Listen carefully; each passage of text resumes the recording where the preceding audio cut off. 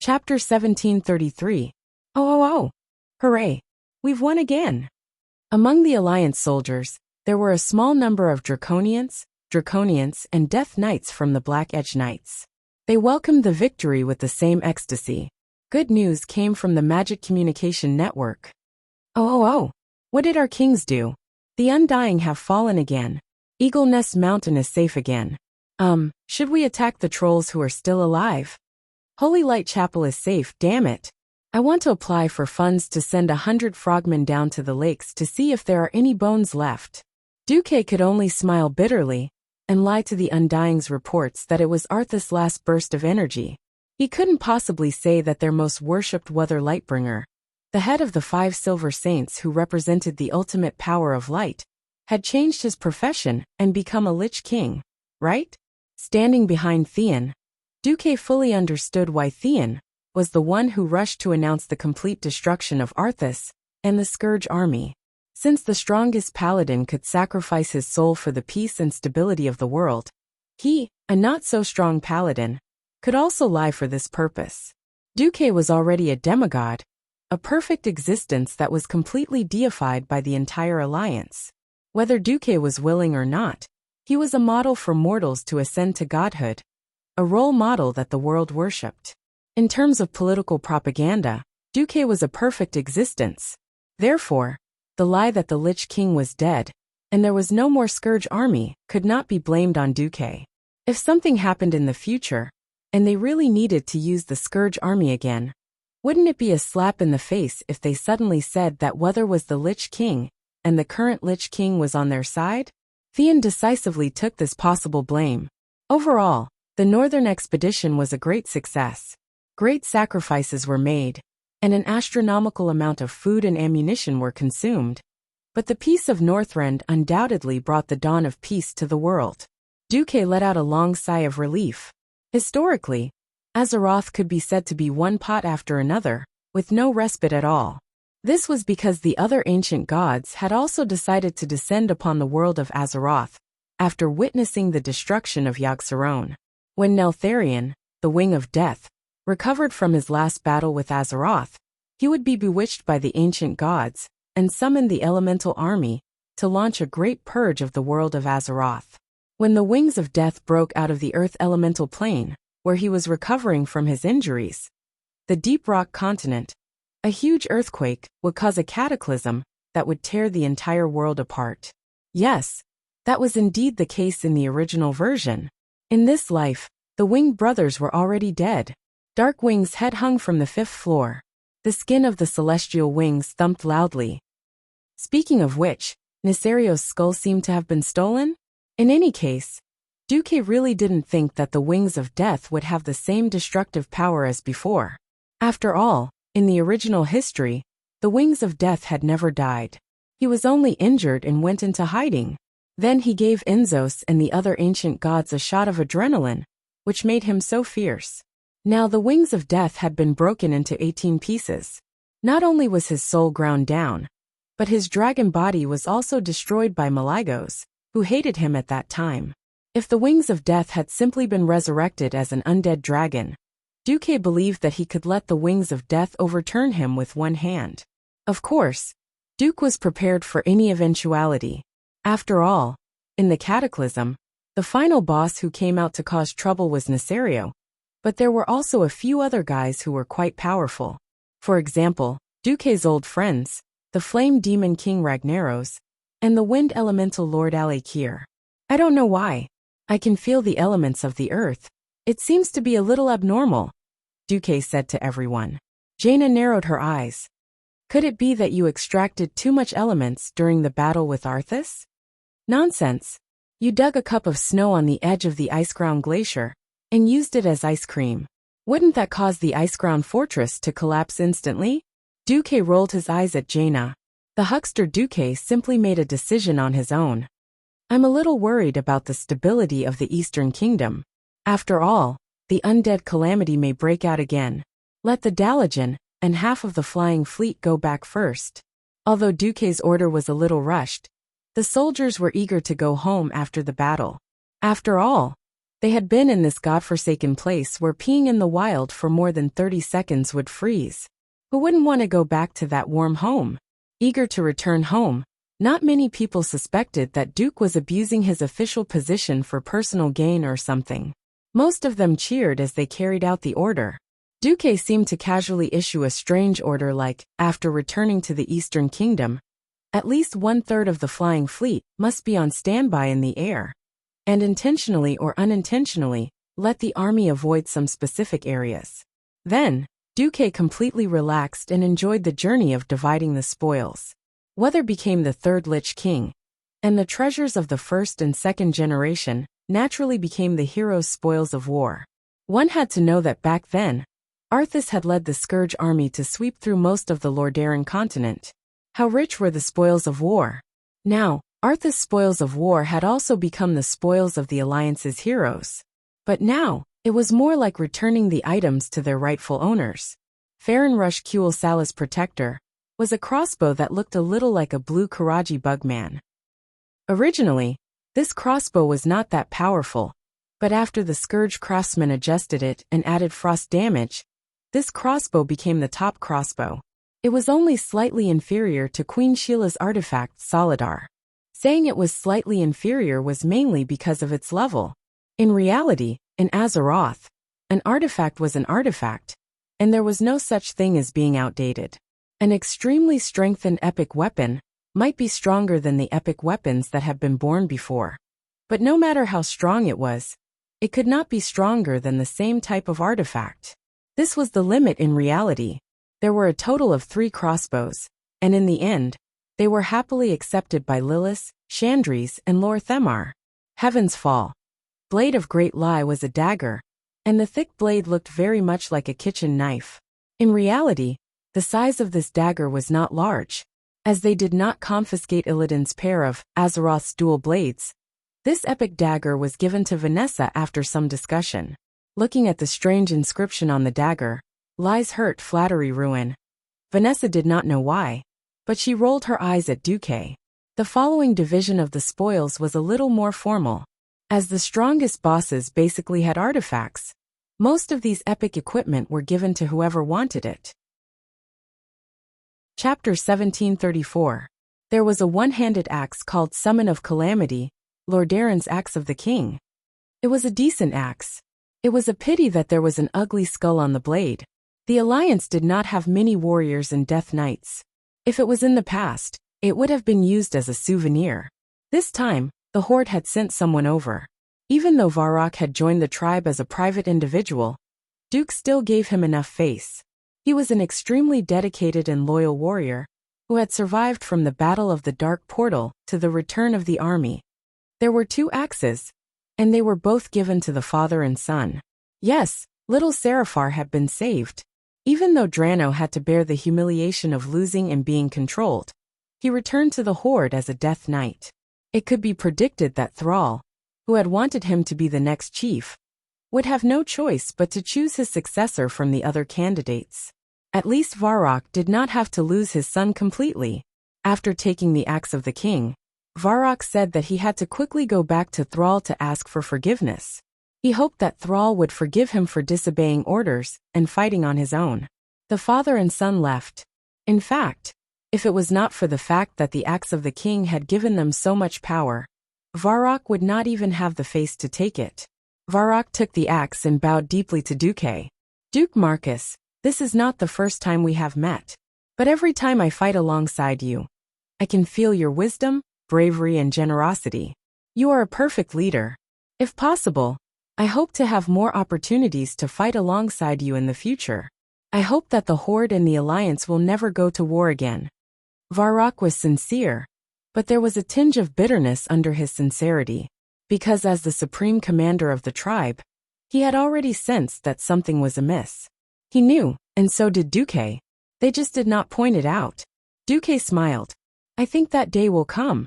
To the onlookers, this was just Duke's politeness.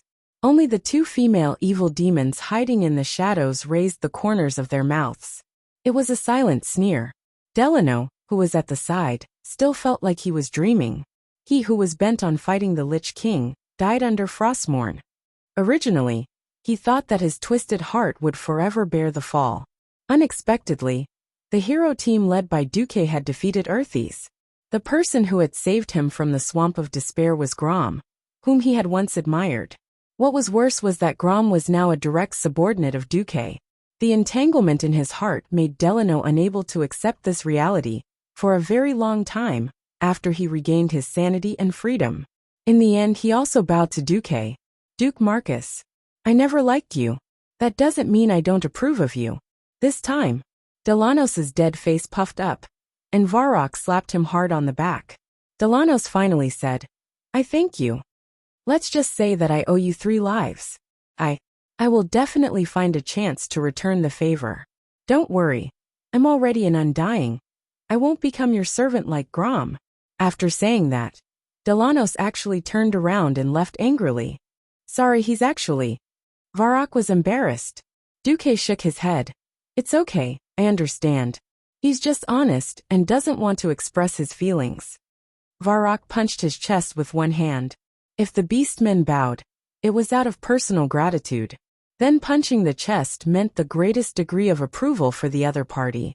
Varrock and his son left. After they left, the remaining Alliance powerhouses in Naxxramas suddenly became lively. Kale that's discussed it with Jaina. He took the Bloodsurge Kel'Thuzad's Sword of Pain, while Jaina took the most valuable staff, Jaka's Antonida's Holy Staff.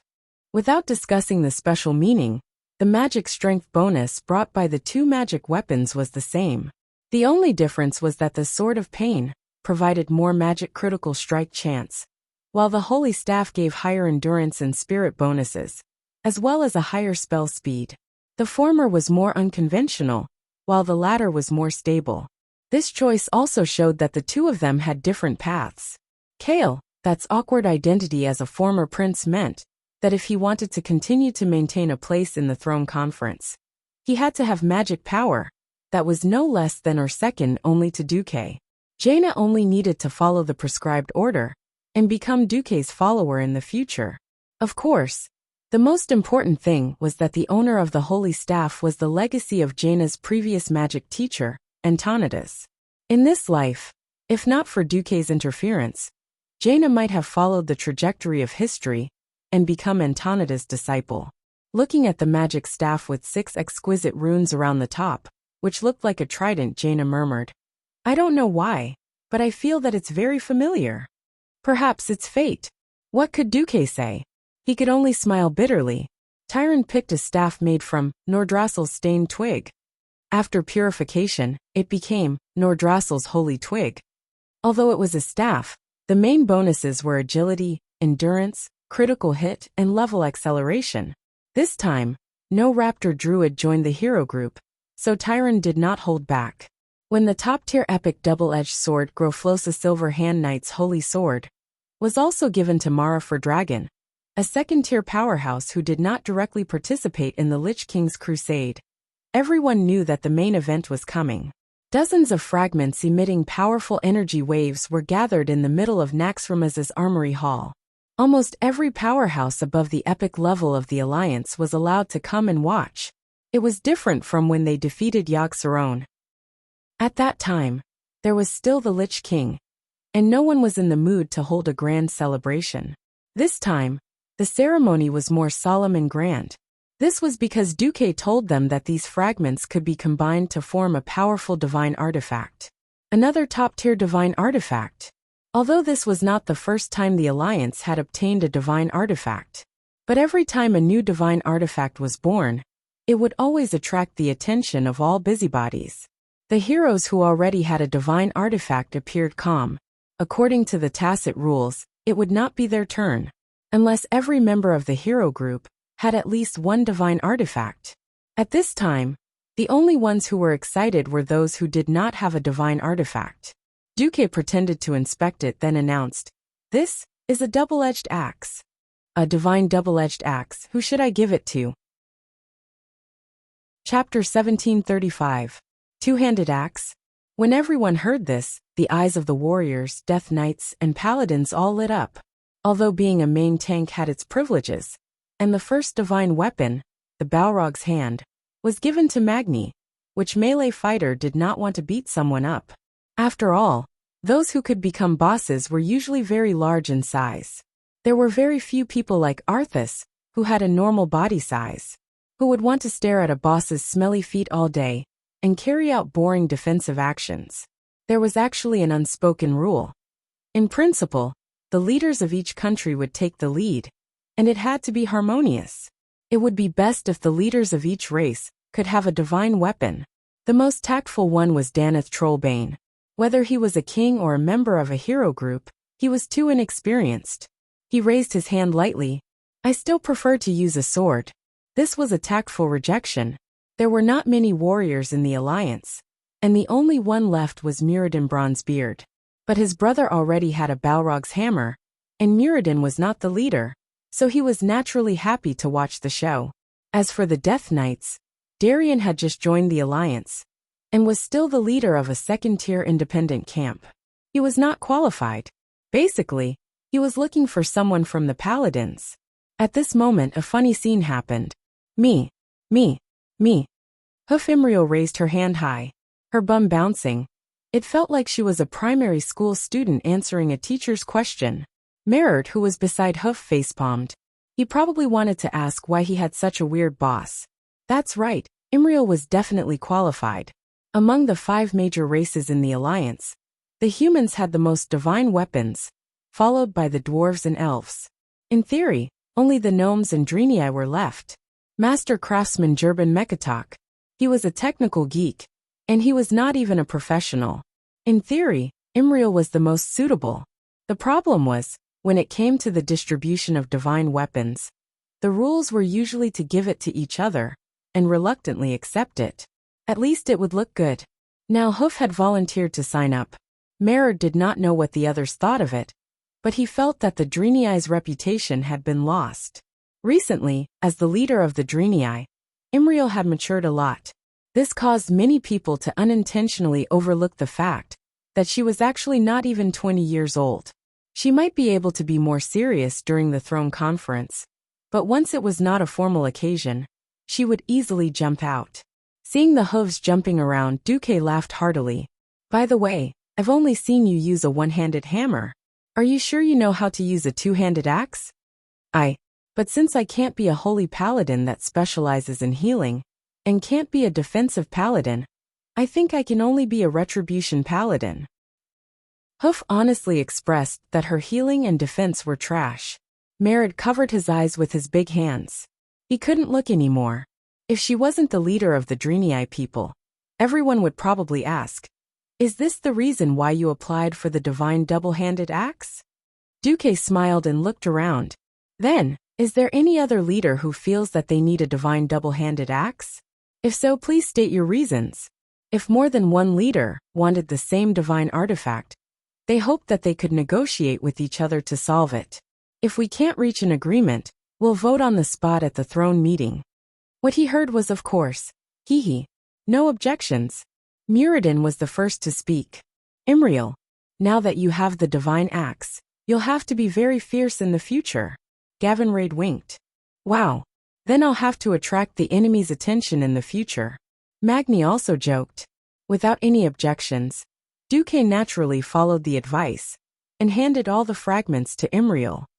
As the highest commander of the alliance, I declare that this fragment of the divine double-handed axe belongs to Imriel from this moment onwards. Wow, Gavinraid whistled. Everyone applauded. Imriel eagerly took the divine artifact fragment, and then he was troubled. How do I reforge this divine artifact double-handed axe? Duke knew what it was, but he pretended to be ignorant. Isn't there a divine craftsman here? Duque flattered Magni. As the super-powerful person who forged Ashbringer, Magni Bronzebeard was worthy of the title of Divine Smith. He actually had a good impression of Imriel. He walked over and picked up the fragment seriously. Soon he frowned deeply. What's wrong? Imriel asked. Magni did not answer directly. Darien, come here for a moment. The Death Knight leader strode over. The two whispered for a while. Then Magni announced a piece of news that was undoubtedly a bolt from the blue to Imriel. This pile of fragments of the double-handed axe is indeed a divine artifact, but It's a shadow-type divine artifact. Through material backtracking, we found out that this weapon's name is Shadowmourne. The hoof, who was originally in high spirits, instantly felt as if he had been struck by lightning and entered a dumbfounded state. She was a paladin. What was she doing with a shadow-type weapon? Duque snickered at the side. This was not a game. As long as the players looked cool, they would not care if it was a shadow or a flaming axe. They would not care if there was a ferocious skeleton on the axe. In reality, the Drenii worshipped light. They believed in the holy light.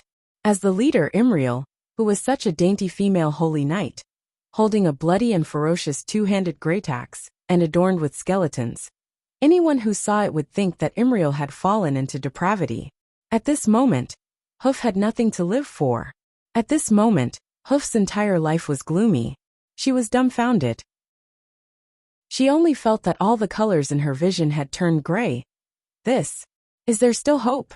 Hoof murmured. Magni and Darian looked at each other. Magni sighed. This is almost impossible. Magni was basically right. That was because, apart from the insane attack power and basic strength and endurance attributes, the biggest special effect of Shadowmourne was that it had a certain chance of extracting the enemy's soul fragment to increase one's own strength. When the number of soul fragments reached 10, the special effect of Panorama would be triggered. All enemies within 15 yards would be dealt group shadow damage and greatly increase one's strength. This was a classic divine artifact that benefited oneself at the expense of others. From the perspective of judging good and evil, this could be said to be an absolute magic artifact. Hoof's face immediately collapsed. These fragments had already bound her soul to it. Only Merid noticed that Magni had used the word almost. Wait, Your Majesty Bronzebeard. You sound like there's still a chance? Save?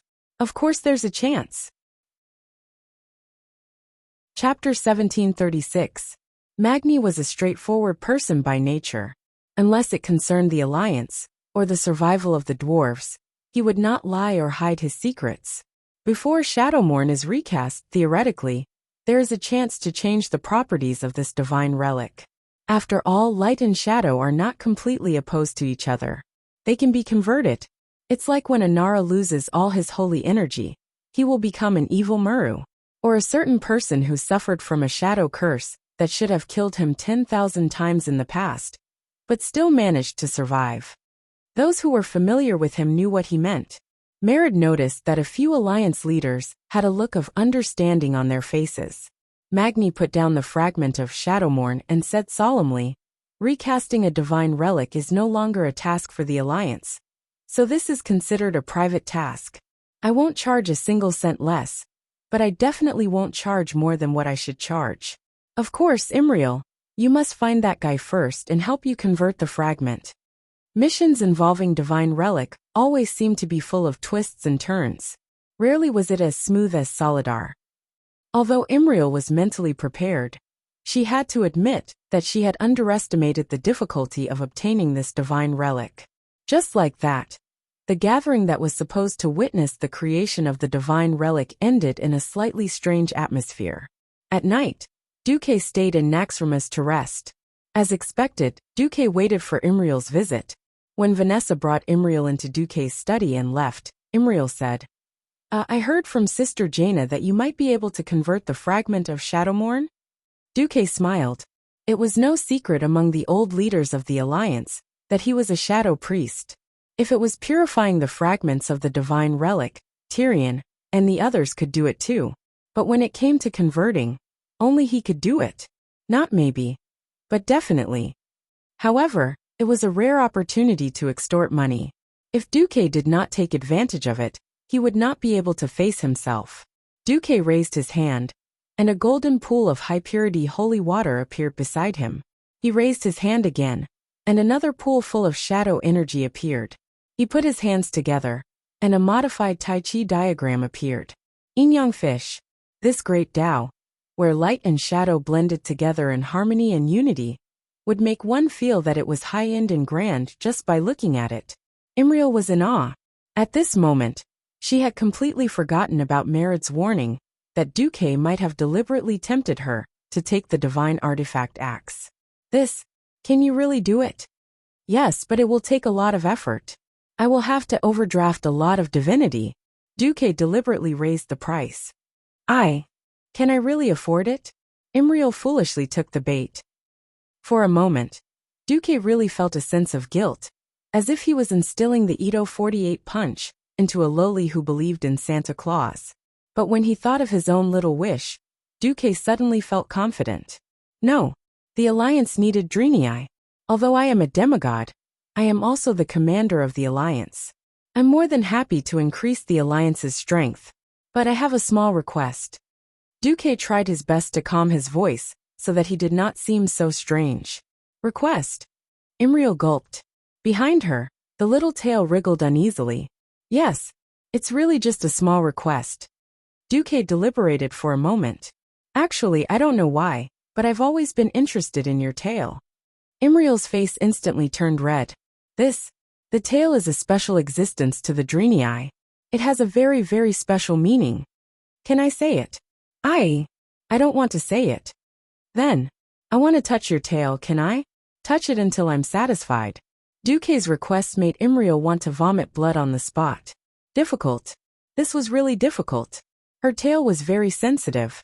But she wanted Duque to put in so much effort to modify a divine artifact. It would be unreasonable not to pay a price. The temptation of a divine artifact was too great. Unknowingly, she remembered the scene when she beat up the Blood Queen in her enhanced state. That valiant Imriel. Just thinking about it made her feel cool. Finally, Imriel gave in. Really you can only touch my tail. Swear. You can't do other strange things. I swear. Duque made a solemn vow as if he was eating lettuce. Imriel squirmed, found a seat by the window, and brought a chair over to sit down. She was thinking that as long as she did not look at Duque, perhaps it would not be so awkward. Looking at the ice-ground glacier might help her calm down. Seeing that Imriel was ready, Duque finally reached out his evil claws. Ugh! A high-pitched, sensitive moan startled Duque. Did I use too much force? No. This is actually my problem. Imriel resisted the strange feeling from her tail. Unknowingly, her hands were clasped tightly on the chair. She tried to focus her mind on the snow-capped mountain. However, it seemed that because she was not looking, her senses became sharper. Frankly speaking, Duque did not use too much force. At first, the light touch, like a feather brushing past, made Imriel's nerves extremely sensitive. From light to heavy, Duque simply stroked Imriel's tail like he was stroking a cat. However, the shame towards Imriel turned into a strange flow of heat in just 2 to 3 minutes, rising from the deepest part of her heart, and then converging to a place that made her extremely ashamed.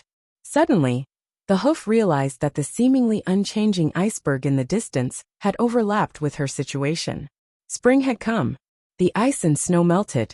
Drop by drop, the ice water converged into a stream. At first, all the water still gathered in the hidden cave. However, as the snow accumulated more and more, it would eventually break through everything. Accompanied by a loud noise, the water broke through the dam and poured down violently. Duque was dumbfounded. Just a moment ago, he thought that a living tail was quite cute. Before his transmigration, although he did not like his cat very much, he still often stroked its tail. After his transmigration, he secretly kept this long-lost habit. Just when Duque was having fun stroking, Imriel suddenly let out a high-pitched scream, and then collapsed on the chair with her whole body flushed. What the hell was this? The worst thing was, right at that moment, the door of the study suddenly opened, and Kalia and Queen Sylvie came together. Duque was dumbfounded, and after a long time he said in despair, "If I said that I was just playing with her tail, and I did not touch anywhere else, would you believe me?" Chapter 1737. Kalia and Cervantes were also dumbfounded. What was supposed to be a night raid had turned into a scene of catching an adulterer. To catch an adulterer, one had to be monogamous in the truest sense of the word. A great man in Du's previous life had said that a small notebook was a guarantee of property, not a guarantee of feelings. After arriving at Azeroth, Du quickly let go of himself. Duque had started a harem 20 years ago, and they all voluntarily threw themselves at him like moths to a flame. She was clearly the one who liked to add one. What right did she have to stop Duque from messing around? Moreover, Duque really wasn't pushing Hoof down, although it looked no different from pushing her. Hoof's whole body was limp, as if she had already turned into a pool of spring mud. Every corner of her body had been drained of energy because of the extreme excitement just now. And now she didn't even want to move a finger. She had the despair of being caught. She wanted to struggle, wanted to argue, but her mouth was wide open. She could only gasp for air, unable to say a word. There was no need to mention how vexing that feeling of shyness was. Her clothes were all intact, but she had the illusion that she had been completely seen and touched. At this moment, Duque was still holding onto her tail, and forgot to let go. Her little tail seemed to be struggling to escape from the devil's grasp. It suddenly jumped a few times, and Duque subconsciously tightened his grip. "Oh no, I'm so sensitive." Hoof cried loudly again. This time, Duque was so scared that he let go. That. Duque didn't know how to explain at all. No matter how he explained it now, it would just be a cover-up. So awkward. Time to go. Duque gritted his teeth and stood up. I suddenly remembered that I still have a batch of urgent documents to read. I'll go back to Karazhan first. With that, Duque raised his hand and opened a portal, wanting to escape. Suddenly, there was a murderous aura. Duque was just about to move, but it was already too late. Queen Sylvanas wrapped around him like a water snake. Tonight, Queen Sylvanas was not her usual self. She was wearing a thick cloak, and as soon as she pressed against Duque's back, Duque knew why. This bulged Sylvanas's imposing manner clearly showed that he wanted to surpass her big sister and third sister in terms of children. What are you feeling guilty about? Do you think that we don't know that you bullied Onyxia and provoked Vashj? But I'm a very busy queen. How can I be as free as a supreme commander like you? If there's someone who can help you vent your boring energy, I can't thank them enough. Queen Sylvie embraced Duque from behind. On the other side, Kalia had already covered her hoof with a thin blanket because of exhaustion. She raised the corner of her mouth a little mischievously. Hey, Duque, you've made her like this. If little Imriel can't get married in the future, you'll have to take responsibility. When the hoof heard that, she was so embarrassed that she actually fainted. At this moment, Duque felt as if he had been struck by lightning. Kalia's voice became an auditory hallucination, repeating endlessly in his ears. You have to take responsibility. Take responsibility. Responsible. Duque was indignant. Duque was in despair. I'm just rubbing my tail. Why do I have to take responsibility? Isn't this the same as rubbing a cat or a dog? TSK, you almost broke her, and you're treating it as normal play? No conscience. You're too stubborn. The two queens pouted at the same time.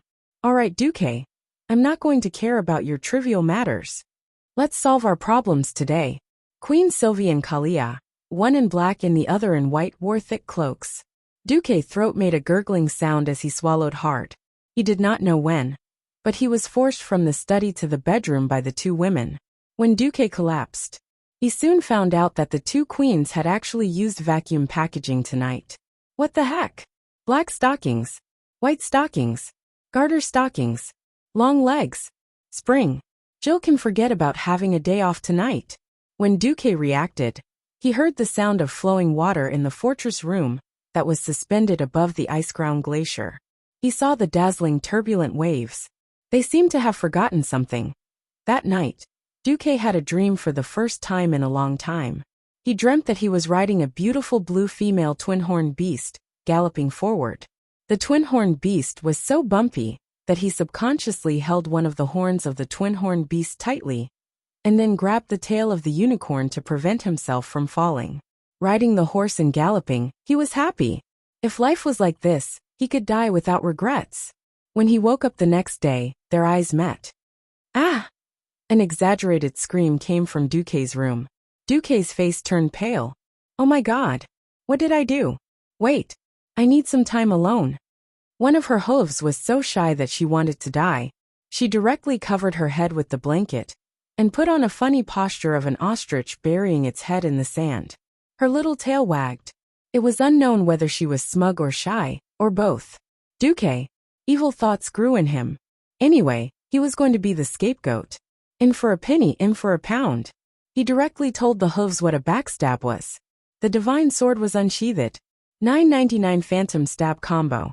Then, Du showed mercy and said that Imriel was actually a holy knight with strong attack power. So, for the advancement of the alliance, and for the harmony of the various races in the alliance, he decided to fast for 3 hours. He decided to fast and bathe for 3 hours. He summoned Alonce's Fail and borrowed Naru. Finally, he cast the spell for 49 minutes. Finally, all the shards of Shadowmourne were converted to holy attributes. Since the nature of the weapon had changed, it was much easier to reforge it. The ferocious skull on the top of the original axe was removed. Under the skillful hands of the divine craftsman, Magni, it was replaced with a Naru relief, which served as a foil to Imriel's identity as a Drenii holy knight. On the 1st of June, year 26 of the Dark Portal, one of the 5 major races in the Alliance, the leader of the Drenii tribe, Imriel, obtained a divine double-handed axe that belonged solely to her. Looking at the light axe that was glowing with holy light, Imriel tried to trigger the special effect. The original version extracted the enemy's soul, but now it absorbed the enemy's shadow energy and converted it into holy energy. When the charging was complete, it would form a strengthened version of God's wrath. It would spread out like a flame, burning all evil into ashes. The attack power of this divine artifact axe was comparable to that of the Ashbringer, but its ability to harm others for its own benefit and to target evil creatures made its endurance even higher. It was not an exaggeration to say that it was definitely one of the best holy divine weapons. Imriel, with her petite body, was holding such a huge axe. It looked as strange as it could get. After Magni reforged the divine artifact for her, she went to Duke as soon as possible. So the name Shadow's Sorrow doesn't match an axe at all. This, Duque, can you give me a better name? Duque pondered for a moment. Since it came from Iceground Fortress, it is a new divine weapon that was born after Frostmourne was destroyed. To differentiate it, why don't we call it Flamejoy? Chapter 1738. Happy Flames? What a strange name. Hoof's tail swayed left and right as if she was in a dilemma. What? You don't like it? Duque smiled but did not say anything. This name was actually the pen name of an author before he'd transmigrated. This guy's novels were good, but they were too slow. Anyway, this guy had this thought when he'd chosen this pen name. Duque might as well put him on stage as a small souvenir. On the other side, Hoof seemed to be trying to please Duque, but she still nodded. Then I'll use this name. Happy Flames. It felt like it matched my personality quite well. Even though I can accept those heavy things and know that sacrifices are inevitable in battle, I'm still willing to be a little more optimistic. I'm already very happy just looking at you. Duque spoke the truth. Looking at such a straightforward girl, he felt much more at ease. Keeping an eye on the Alliance's general situation every day, reading mountains and oceans of official documents, and balancing the interests of different nations and races, as much as possible to resolve disputes. He was already tired enough. It was also a very good psychological relief to have this happy person. Seeing that no one was paying attention to her, Hoof's face and neck instantly turned red, and her little tail swayed a lot more. She was clearly nervous. Oh well, Duque, my tail hurt a little last time. Can you take a look at it tonight? As she spoke, her face had already turned red from her neck to the top of her breasts. Well, I have an appointment with Gerben tonight to check on the latest weapon research. I might have to stay up all night. Duque deliberately said that he was not free. Almost at the same time, Duque saw Hoof's tail droop like rice under the scorching sun. Is that so? Then, next time. As the leader of the Drenii, Hoof was also quite busy. Especially since the Drenii had only been in Azeroth for less than a year. There were too many construction projects and settlement issues that she had to follow up on. Suddenly she thought of something. After the war, Professor Willen asked me to come here more often. He said that it would be of great help to the revival of the Drenii race. Although I don't quite understand why, I think I'll have the opportunity to come and find you often. Duque felt a sense of despair on the spot. You're so dumb and adorable to this extent. Hoof, you're really amazing. The Drini wanted to build their main city, Exodar, because they lacked manpower, money, and resources. Other than crying for supplies, what else could he be here for? Damn it, you've been sold off by your own mentor, yet you're still helping him count the money. At this moment, Duque was absolutely sure that Willin, that cunning old fox, had calculated this point. He sold the hoof to him, knowing that he wouldn't mistreat the hoof. Duque immediately changed his mind. In any case, he would definitely suffer a loss. Since he had already suffered a great loss, he might as well take it back. Oh no, it should be a small psychological comfort for the time being. Duque pretended to take out his schedule, and then crossed out the last few lines of the factory inspection schedule at the bottom. Okay, I'm finally free for the late night slot. That night, Duque rubbed his tail all night, and while he was at it, he did some stabbing and whatnot. Thanks to Duque's scheme to kill Nesario, the expected cataclysm, or rather earth fission, did not come immediately after Northrend's crusade. This allowed the Alliance and Horde to catch a rare breath. With a stroke of his pen, Duque changed the post-war national plan to 30% military and 70% civilian. All the factories in the army canceled the 3-shift system and changed it to a 2-shift system. The surplus production capacity of the military factories was transferred to the shipbuilding industry. There was one more thing that Duque was very strict about: hoarding a large amount of food and still prohibiting large-scale brewing. As a transmigrator, Duque naturally knew what the cataclysm as precursors were. Therefore, according to his memories from before he transmigrated, Duque planned to migrate the population of the areas that were very likely to be destroyed and set up a large number of magic cannons in the major cities. Strictly speaking, the cataclysm was caused by the 4 major elements working together. Duque, who had always been good at planning ahead, first cut off the orders for tanks and flying warships. Conventional cannons that used TNT explosives were not good for any of the 4 major elements. At this point in time, Pharaoh was destined to enter the peak of his life. Therefore, Duque stepped up the construction of the magic net, as well as the training of beginner mages. It would take more than 10 years to nurture a Radiant Moon mage. In the past, it was very difficult to nurture a magic apprentice into a qualified earth mage, because it required talent, comprehension, perseverance, and a lot of practice. Now that the magic net existed, the requirements in this regard were greatly reduced. As long as one had a bit of magic talent and could sense the elements, Duque could use the magic net to help them master basic magic in the shortest time possible. This kind of simplification was almost as brainless as the legendary one-button casting. This caused a large number of traditional mages to call this retrogression and degeneration. But it was undeniable that the number of registered official mages in the Alliance had directly exceeded 50,000. This was a very exaggerated number. After all, before the first year of the Dark Portal, the entire Dalagen only had 4 official mages. Everything was like this. Only by increasing the base number could there be more room to choose the elites. Another thing that made the Alliance's soldiers feel more at ease was that the 4 Guardians of Alcavan had brought their own underlings and were stationed in several major cities of the Alliance as guardians. Iron Furnace had gained the favor of Rock Guardian Alcavan. New Silvery Moon was overseen by the Storm Warden Amaran. Originally, Flame Guardian Coralon and Ice Guardian Turawan were willing to follow Duque to Karazhan. Duque thought about it again and convinced the 2 guardians to let Turawan go to Theramore and let Coralon guard Stormwind City. In addition, after some communication with Oder and the other guardians, Freya was a guest in Darnassus as a nature consultant. Mimiron, on the other hand, built a new workshop in Lordaeron to develop new military equipment. Oder went to Exodar. Duque did not hesitate to let all the large cities in the Alliance, with a population of more than 200,000 people, have at least one demigod guarding them for a long time.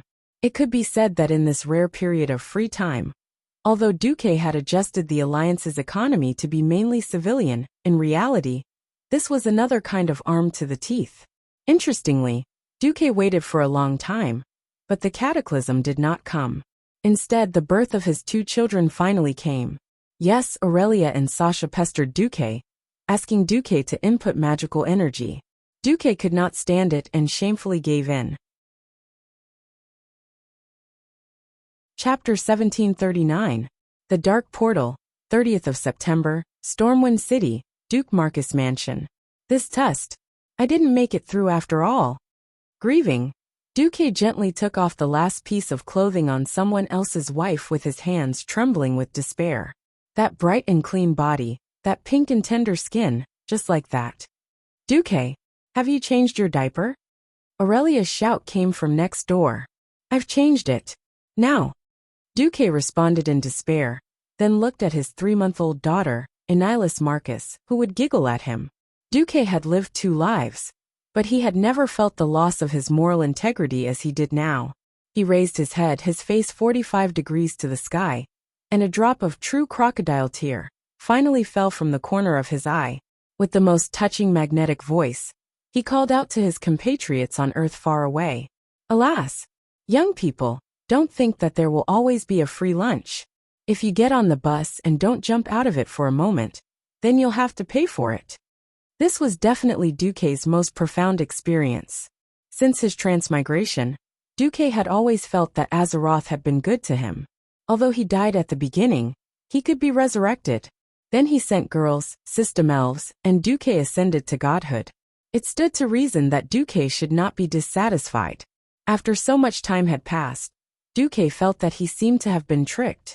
If he had shot the girls of Azeroth, and then ran away, maybe the will of Azeroth really could not do anything to him. But with the child, everything was different. In a real sense, he was connected with the fate of this planet. Alas, for this bit of sugar, he had to swallow artillery shells and fight the Burning Legion on behalf of Azeroth. It was really tiring. Big sister, didn't we agree not to change Duque's diaper? Servanaz's voice came from outside the door. It's just a test. The door opened, and a group of brides in white wedding dresses barged in. They surrounded Duque, who was holding a cotton diaper, with the ferocious momentum of a crowd that wanted to know the truth.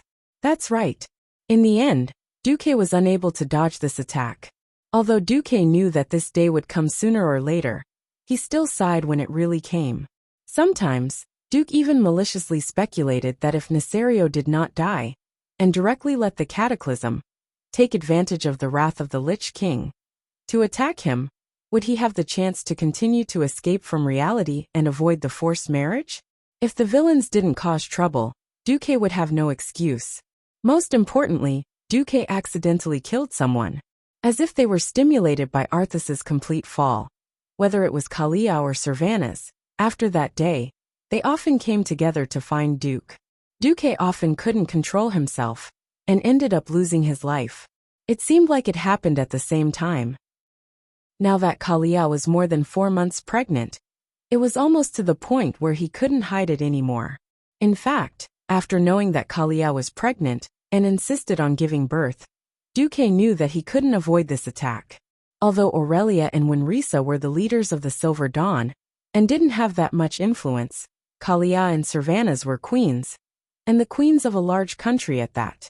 It wouldn't be good if they got pregnant out of wedlock. After some discussion, Duque's harem unanimously decided to let Duque marry Servanaz, Kalia, Alicia and Jaina in one go. In fact, if it wasn't for the bad influence, Tyrande and Hoof would have wanted to marry Windrunner's eldest and third sisters.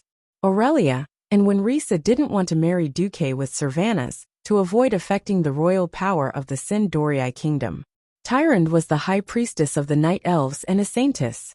Before she stepped down, she wouldn't dare to mess around. But recently Fandral Staghelm had been very active. Hoof.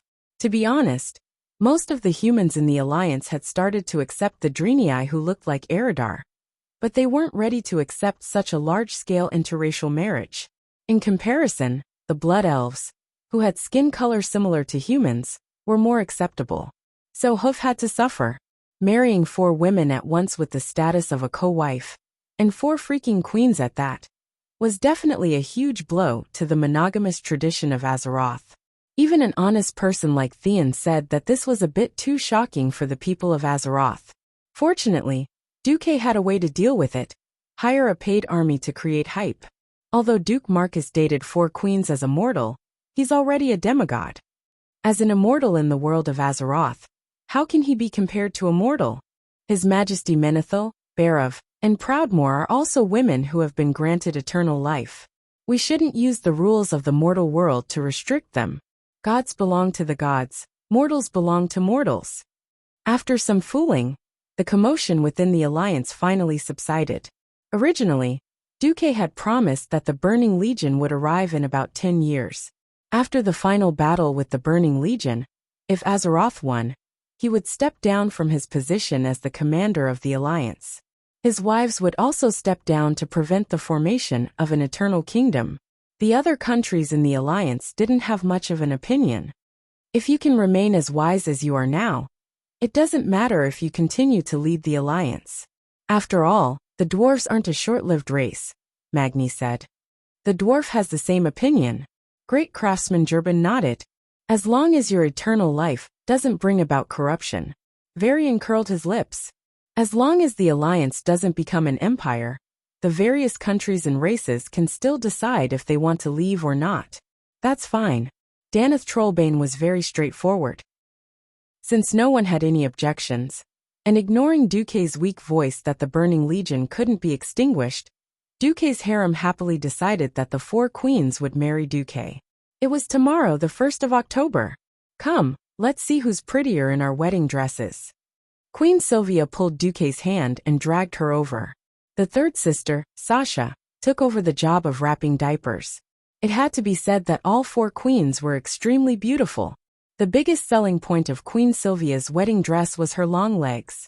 It was a white dress that looked like a ranger's short skirt. The only thing that didn't show through was the top half, while the bottom half was completely a thin white muslin, showing off her long legs. Kalia was dressed in pure white, and still had a girlish waistline, making her look as pure and beautiful as Snow White.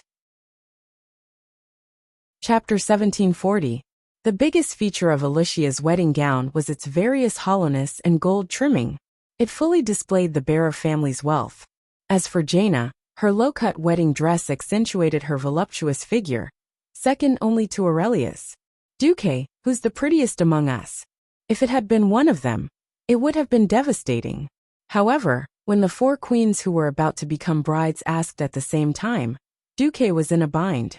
Usually, the 4 of them were busy like dogs, and the other 3 queens were quite diligent. Although Kalia was a mascot, she preferred to run around Lordaeron, inspecting the people and consoling them. Because they were all busy, they were not like the harem of the emperors on Earth, where they were all scheming and scheming. They were usually as close as sisters, and even accompanied Duque in his craziness. It was impossible to say that they did not have a competitive heart. Wasn't this? As soon as the question was asked, they each made a big move.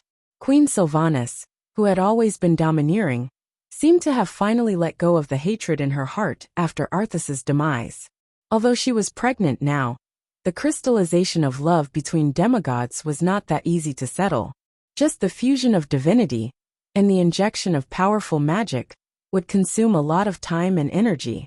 Not only was her pregnancy likely to last longer than her sister's, but her belly was also not bulging at all. Without the shocking aura of wanting to kill people all day, Queen Sylvanas exuded the unique allure of a wife. As a matter of fact, Queen Sylvanas, who never liked to be pretentious, actually pulled up the left side of her skirt with one hand, revealing a perfect and beautiful leg. Wow! Long legs? Beside her, Alicia knew that her body proportion could not compete with Queen Sylvanas, and actually shyly turned sideways. Her beautiful back, which was partly hidden by the hollowed-out wedding dress, showed the perfect curve of her butt. Seeing this, Duque's cock moved. Of course, the more exciting thing was yet to come. Without Aurelia, Jaina's Theramore peak was still quite fierce. With a slight bend, under the effect of gravity, the violent beauty of the mass easily blinded Duque's eyes. Everyone was clearly immortal, so why could Jaina still grow and approach Aurelia's level? Among the 4 women, Kalia's figure was the slimmest. Everyone was wondering what kind of sexy pose she would put on. In the end, Kalia didn't pose at all.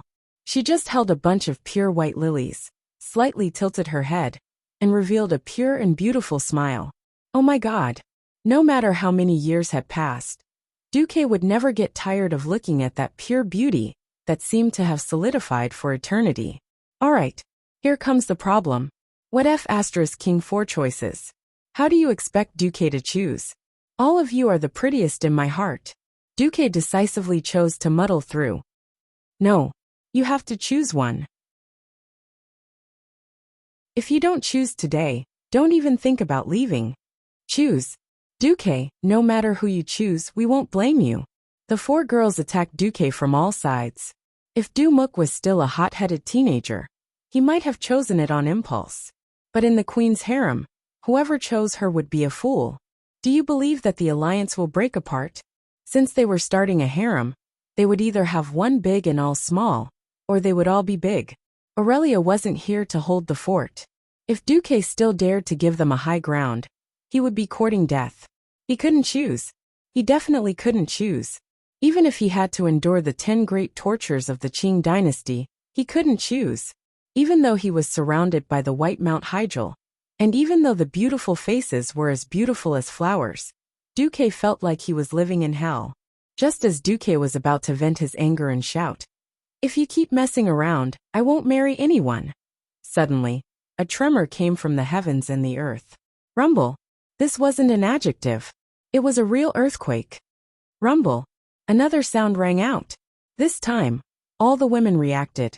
The two mothers reacted the fastest. Aurelia put a nihilist in a slanted bag, while Sasha hugged Duque's other daughter, Atlanta. They hurried over to meet everyone. Queen Sylvanas was also very fast. She quickly took off her wedding dress and put on her ranger outfit in a few seconds. The other three women also changed their clothes in a hurry. Rumble. Continuous tremors came. Duque opened the window and looked out. He saw that there were small cracks on the outer walls of many houses. *CK. It can't be? Even though Duque had waited for this day for a long time, he didn't expect that this day would come when he was about to get married. Duque, can you feel it? As a demigod of wind, at least half of Queen Sylvanas' mind was maintaining the elemental realm, so she was the most sensitive. She clearly felt that the entire wind elemental realm was restless. I heard Al-Akir's voice. He's issuing a declaration of challenge to the entire Azeroth. Vashj, who was dressed in a maid's outfit, entered the room and said in a deep voice, "The water elemental realm is a little different."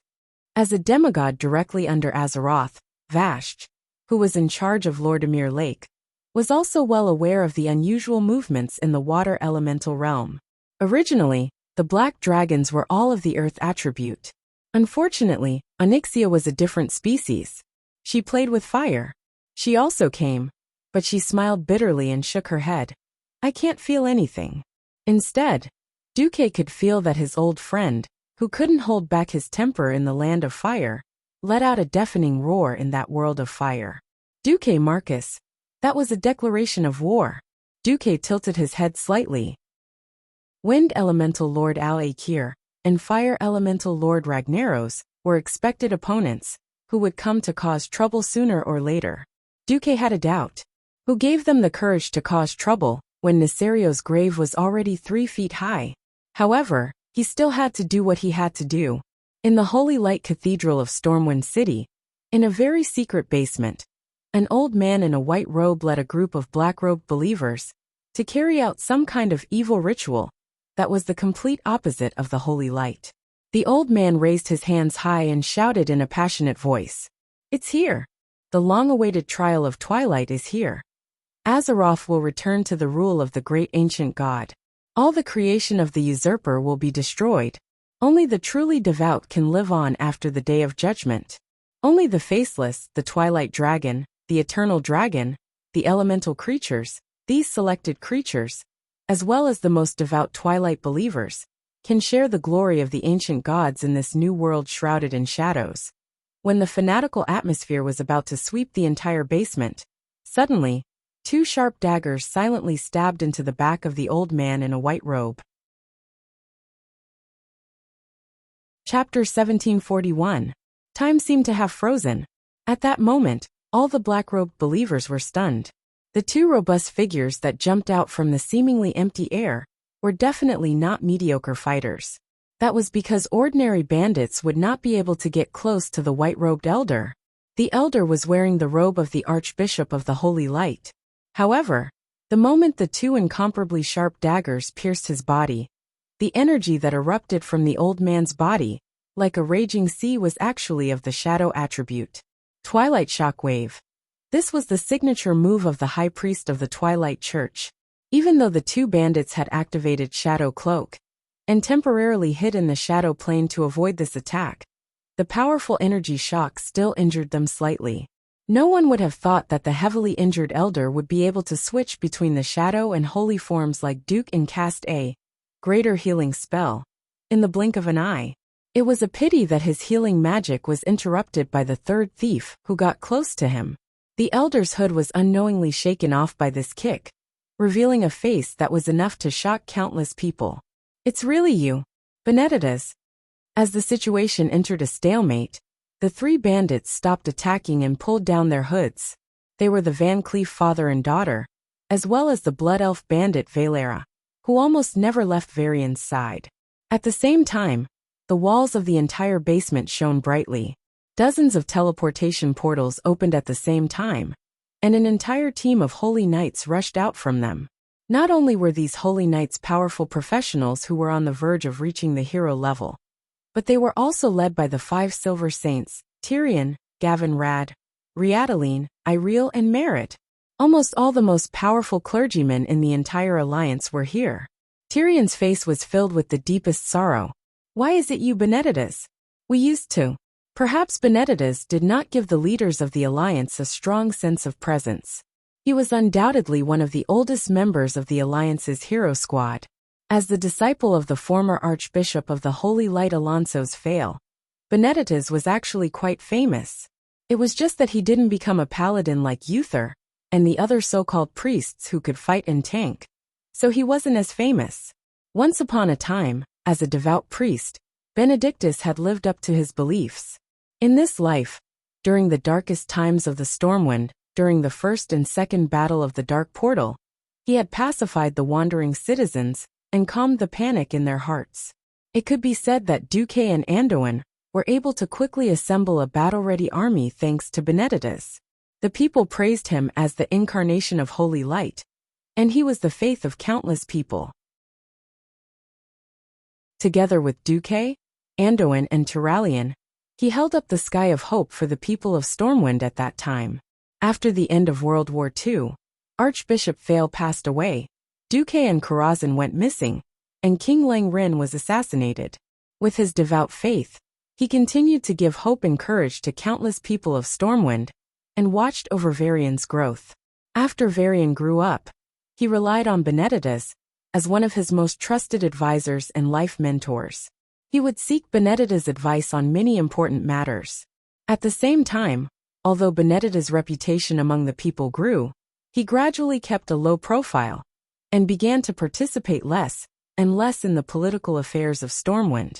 After Duque returned, he was transferred to the hero squad. However, if Duque hadn't mentioned it, no one would have noticed that Benedictus had shadow force in his body.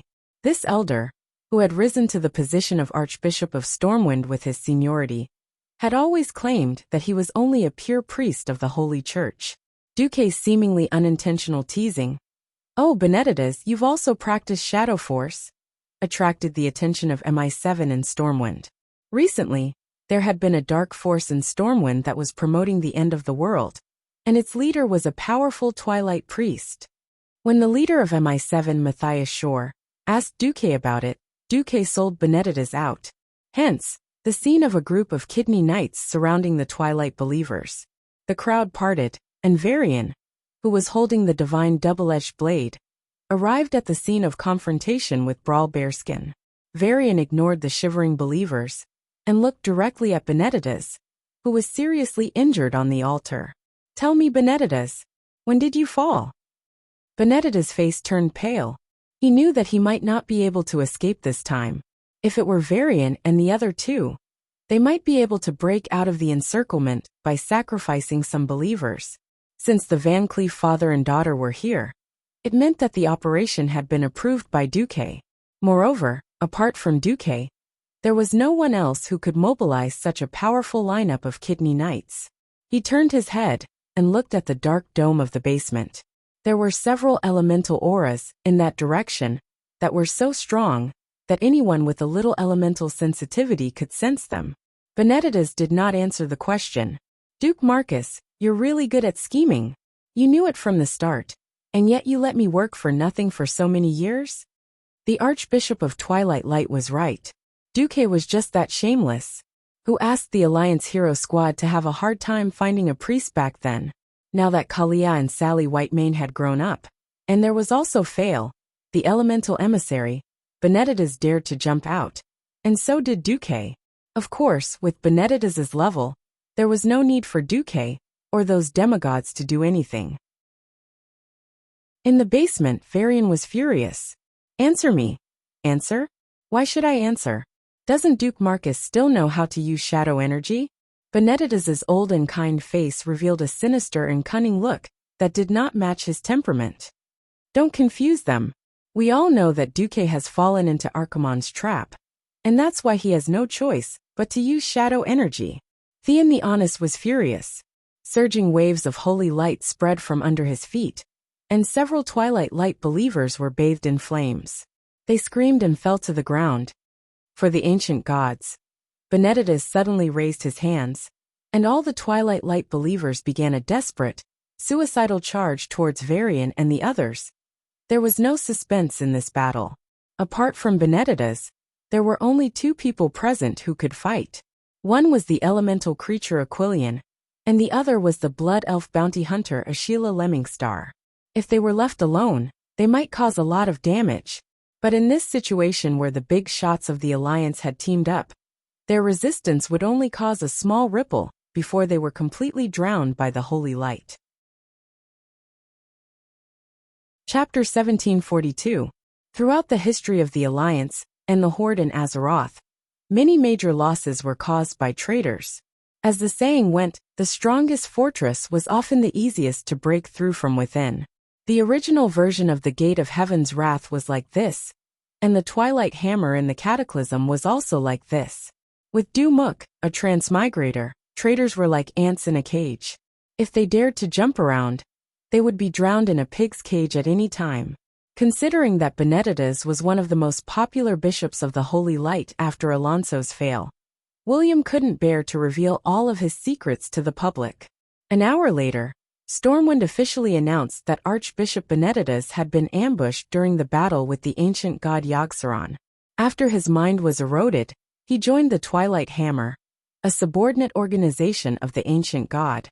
When he came to his senses, he was besieged by the Twilight believers and died in battle.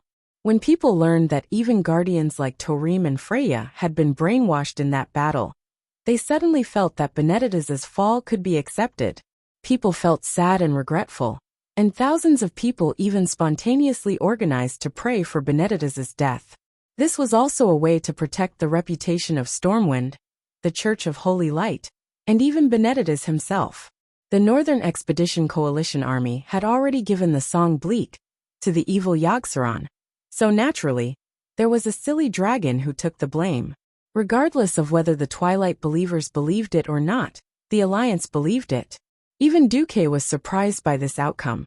The wedding was supposed to be held tomorrow, but the invasion of the elemental creatures was imminent.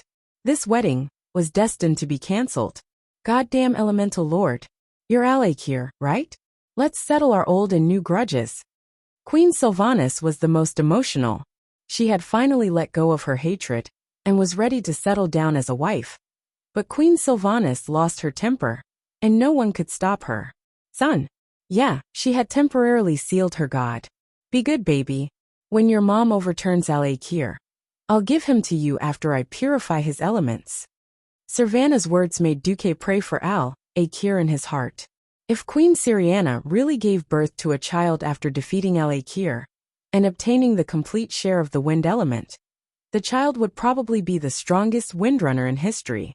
The queens had agreed with Duque that their firstborn children would all follow their mother's surname, in order to inherit the throne. If he had another child, it would be like Aurelia and Sasha's daughter, who would take Duque's surname as Marcus. The four queens were so angry that they gritted their teeth. At the same time, they were secretly glad that the ancient gods did not cause trouble on the 1st of October. Otherwise, it would have turned into a bloody wedding. That would have been a lifetime of regret. One must know that their entire life, if nothing unexpected happens, would be infinite. At the same time that the wedding was cancelled, the entire alliance entered a state of alert. As an ally of the alliance, the Horde also received the notification. The tribe was a pain in the ass. The Horde's recent situation was still quite bad. It was very likely that the cataclysm was coming, causing the elements to be in disorder, and the weather to be abnormal. The Horde's food shortage was still very big this year.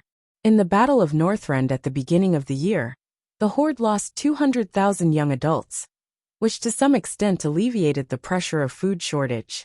However, the young adults were the main fighting force and labor force. After all, it was a very sad thing to lose them. If it was possible, Sal would rather it be the 200,000 people over 50 who died. After 50 years of age, the Beastmen's fighting power would decline sharply, and they would basically become the burden of the tribe. According to tradition, this part of the Beastmen would be abandoned by the tribe.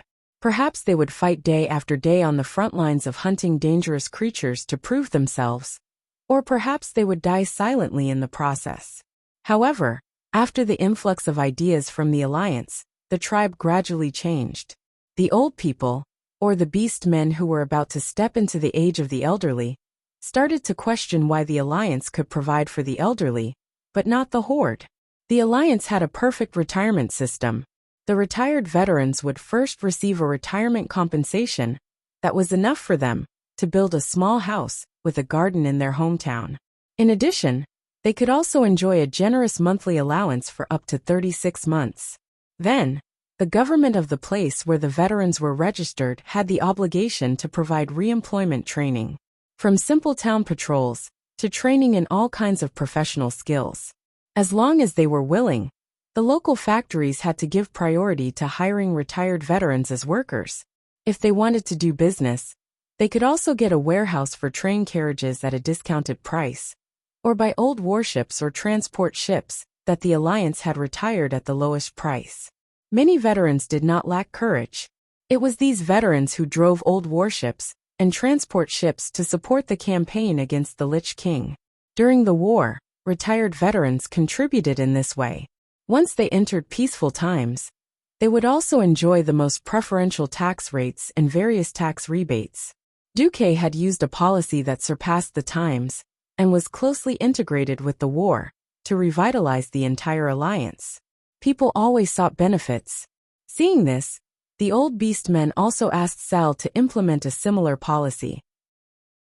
Unfortunately, the Alliance and the Horde were born with different economic structures, and the Horde did not have the luxury to play with this kind of welfare system. In recent months, there had been no foreign war to divert the attention of the Horde, and internal conflicts could be said to have escalated again. The traditional Beastmen from Draenor Nagrand once again advocated expansion, and this gave Sal a headache. Those crude and ignorant traditional Beastmen did not know that with the current power ratio of the Alliance Horde, once a war broke out, it was likely that the Horde would be completely erased from the map of Azeroth within a few months. But Sal did not have the time to care about those traditionalists, because people from the Ring of Earth had come. The Ring of Earth was a shaman organization in the world of Azeroth. Contrary to what some people thought, the Ring of Earth was not established to fight the Twilight Hammer, especially those conflicts that had recently escalated. The purpose of the organization was actually to suppress the elemental spirits. These elemental spirits contained chaos and destruction in their nature, but they also had rational and intelligent behavior. The Tauren had their own shaman race a long time ago, but the Ring of Earth itself was indeed established recently. Outsiders only noticed the existence of the Ring of Earth about 150 years ago. The original shamans who created the Ring of Earth believed that someone had to prevent the destruction caused by the elemental spirit's anger. Otherwise, the entire plane would be in great danger. Therefore, after countless meetings and agreements, they formed the Ring of Earth of today. Chapter 1743. In the past years, the organization, although originally composed only of Tauren, began to accept orcs, and the proportion continued to increase. The two races each accounted for half of it. Although the members of the Ring of the Earth were not particularly active in the past years, the Third Battle of the Dark Portal, because of the Archimonde invasion, weakened the barrier of the world of Azeroth, and the activities of the elementals continued to increase. In fact, the Ring of the Earth had never been as important as it was now. The members of the organization worked hard to calm the elementals down to ensure that they would not cause more trouble for Azeroth. Today, the Ring of the Earth brought a very serious alert. The elementals were likely to invade Azeroth and launch attacks on all large intelligent life forms. This was not an alarmist, because recently there have been constant reports from patrols that fire elementals, which had never appeared in Duroder, wandered aimlessly from time to time. They attacked livestock in villages, as well as travelers passing by. If that was the case, it would not be worth Sal's anxiety. Wajin found Sal and said nervously, "There is something you'd better see for yourself. It's not far, just inside Orgrimmar." Under Wajin's lead, Sal led Varrock and a few guards to sneak into the dark alley area. "Great Chief here." The one who waved to Sal was one of the few orc thieves in the tribe. Sal recognized him. He was Goddard, who usually worked as a thief trainer in Orgrimmar. Not far from Goddard was the goblin thief Fessy. Under Goddard's guidance, Thrall stepped onto a rough and thick roof. Although the houses of the tribe were not beautiful, they were definitely comparable to the fortresses of the Alliance. A group of people walked on top of a wooden house, and at most, they could hear the creaking sounds. In the natural valley of the dark alley area, the wind that poured into the valley always blew all kinds of sounds from the wooden houses. Vesey pointed downwards. It was not difficult. Sal noticed a troll in a strange dark blue robe, who was giving a speech in a corner of the alley. Dozens of orcs, trolls, and even the rarely seen forgotten ones were surrounding the troll and listening. "The earth is angry. The supreme ancient god will give the most resolute response to the provocation of mortals. The fire elementals hovering outside Orgrimmar are the best sign." One of the residents of Orgrimmar shouted, "I don't want to die. Doomsayer, what do you tell us?" The one called the Doomsayer spoke in a low and bewitching voice. "People of Orgrimmar, listen carefully. We have been deceived for too long. I demand that you open your eyes and see the truth." At this point he raised his arms high. "Brothers and sisters, the end of the world was coming. Azeroth will no longer exist." Following his shout, a faint flame rose from his arms. The surrounding residents were shocked and subconsciously took 2 steps back. However, they realized that the flame did not cause any damage to the Doomsayer. The flames seemed to have become a part of his body. After all, even mages couldn't really let the flames flow on their skin, but this person could. The Doomsday Prophet's voice grew more agitated. "The flames will devour this world. The storm would sweep away all hope. In the end, the elements will rule everything." One of the orcs mustered up his courage and asked, "Why should we believe you?" The Doomsayer pointed a finger with sharp nails at the orc, a fanatical expression on his face. "Soon, you will see the sign I spoke of. When that time comes, do not despair, people of Orgrimmar. Join us and learn the truth." He raised his hands again. "Abandon a life full of war and hard labor. Be reborn in the elements, and take your rightful place in the new world." When the guy below said this, Varrock could not help but say, "Great Chief, I will go arrest and hang this guy." "Great Chief, do it. We have already found many of them. If we let them do as they please, Orgrimmar will fall into panic," Goddard said in a low voice. Thrall waved his hand and stopped his most loyal companions and subordinates. "First, monitor and find all the Doomsayers." "Yes, sir," Thrall's subordinates said in unison. Thrall returned to the Wisdom Valley, looking a little lonely. He looked at Wajin beside him and suddenly said, "There are many of these people in the Alliance, right?" "Many, but it's useless," Wajin pointed out. Thrall's body trembled. He felt a deep sense of powerlessness and guilt. Whether it was a country or an organization, the more turbulent it was, the easier it was for evil people to come out and stir up trouble. The damn doomsayers could be so popular in the Horde, which had a lot to do with the poor economic situation of the Horde. People living in the abyss of suffering would naturally change. Am I a bad chief? Sal seemed to ask Woking without thinking. No, there is no such thing, Wajin said firmly. He felt a bad sign, and immediately realized that he had to nip Thrall's bad idea in the bud. Great chief, no Thrall. No one is more suitable to be the chief than you. This is not just my idea. You can ask most of the people in the Horde, they all love you. The current situation of the Horde is not your fault. Then tell me, why is the gap between the Alliance and the Horde getting wider and wider? Thrall looked at the dark sky blankly. Wajin wanted to lie, but he realized that even if it was a white lie, it would not have any effect on the wise and rational chief. He was discouraged. That's the leader of the Alliance, Duke Marcus. That's too much. If it was anyone else, they probably wouldn't be able to achieve such results. Really? It's not that I'm not good, it's that Duque is better. Thrall's mouth was full of bitterness, but more of a sense of loss, for himself and the future of the Horde. Wajin was right. There were also many Twilight believers within the Alliance. They avoided the main cities of the Alliance, and gave speeches in various towns and villages. There were many people who listened, and some even smiled at them. But there was always an inexplicable meaning in every smile. It was not malicious, but people always felt like they were looking at a group of worthless dead people. Most of the Twilight believers shuddered inexplicably. The natural fanaticism and excitement in them quickly cooled down under the gaze. They suddenly had an intuition that they might not be able to easily stir up chaos and recruit believers in the Alliance.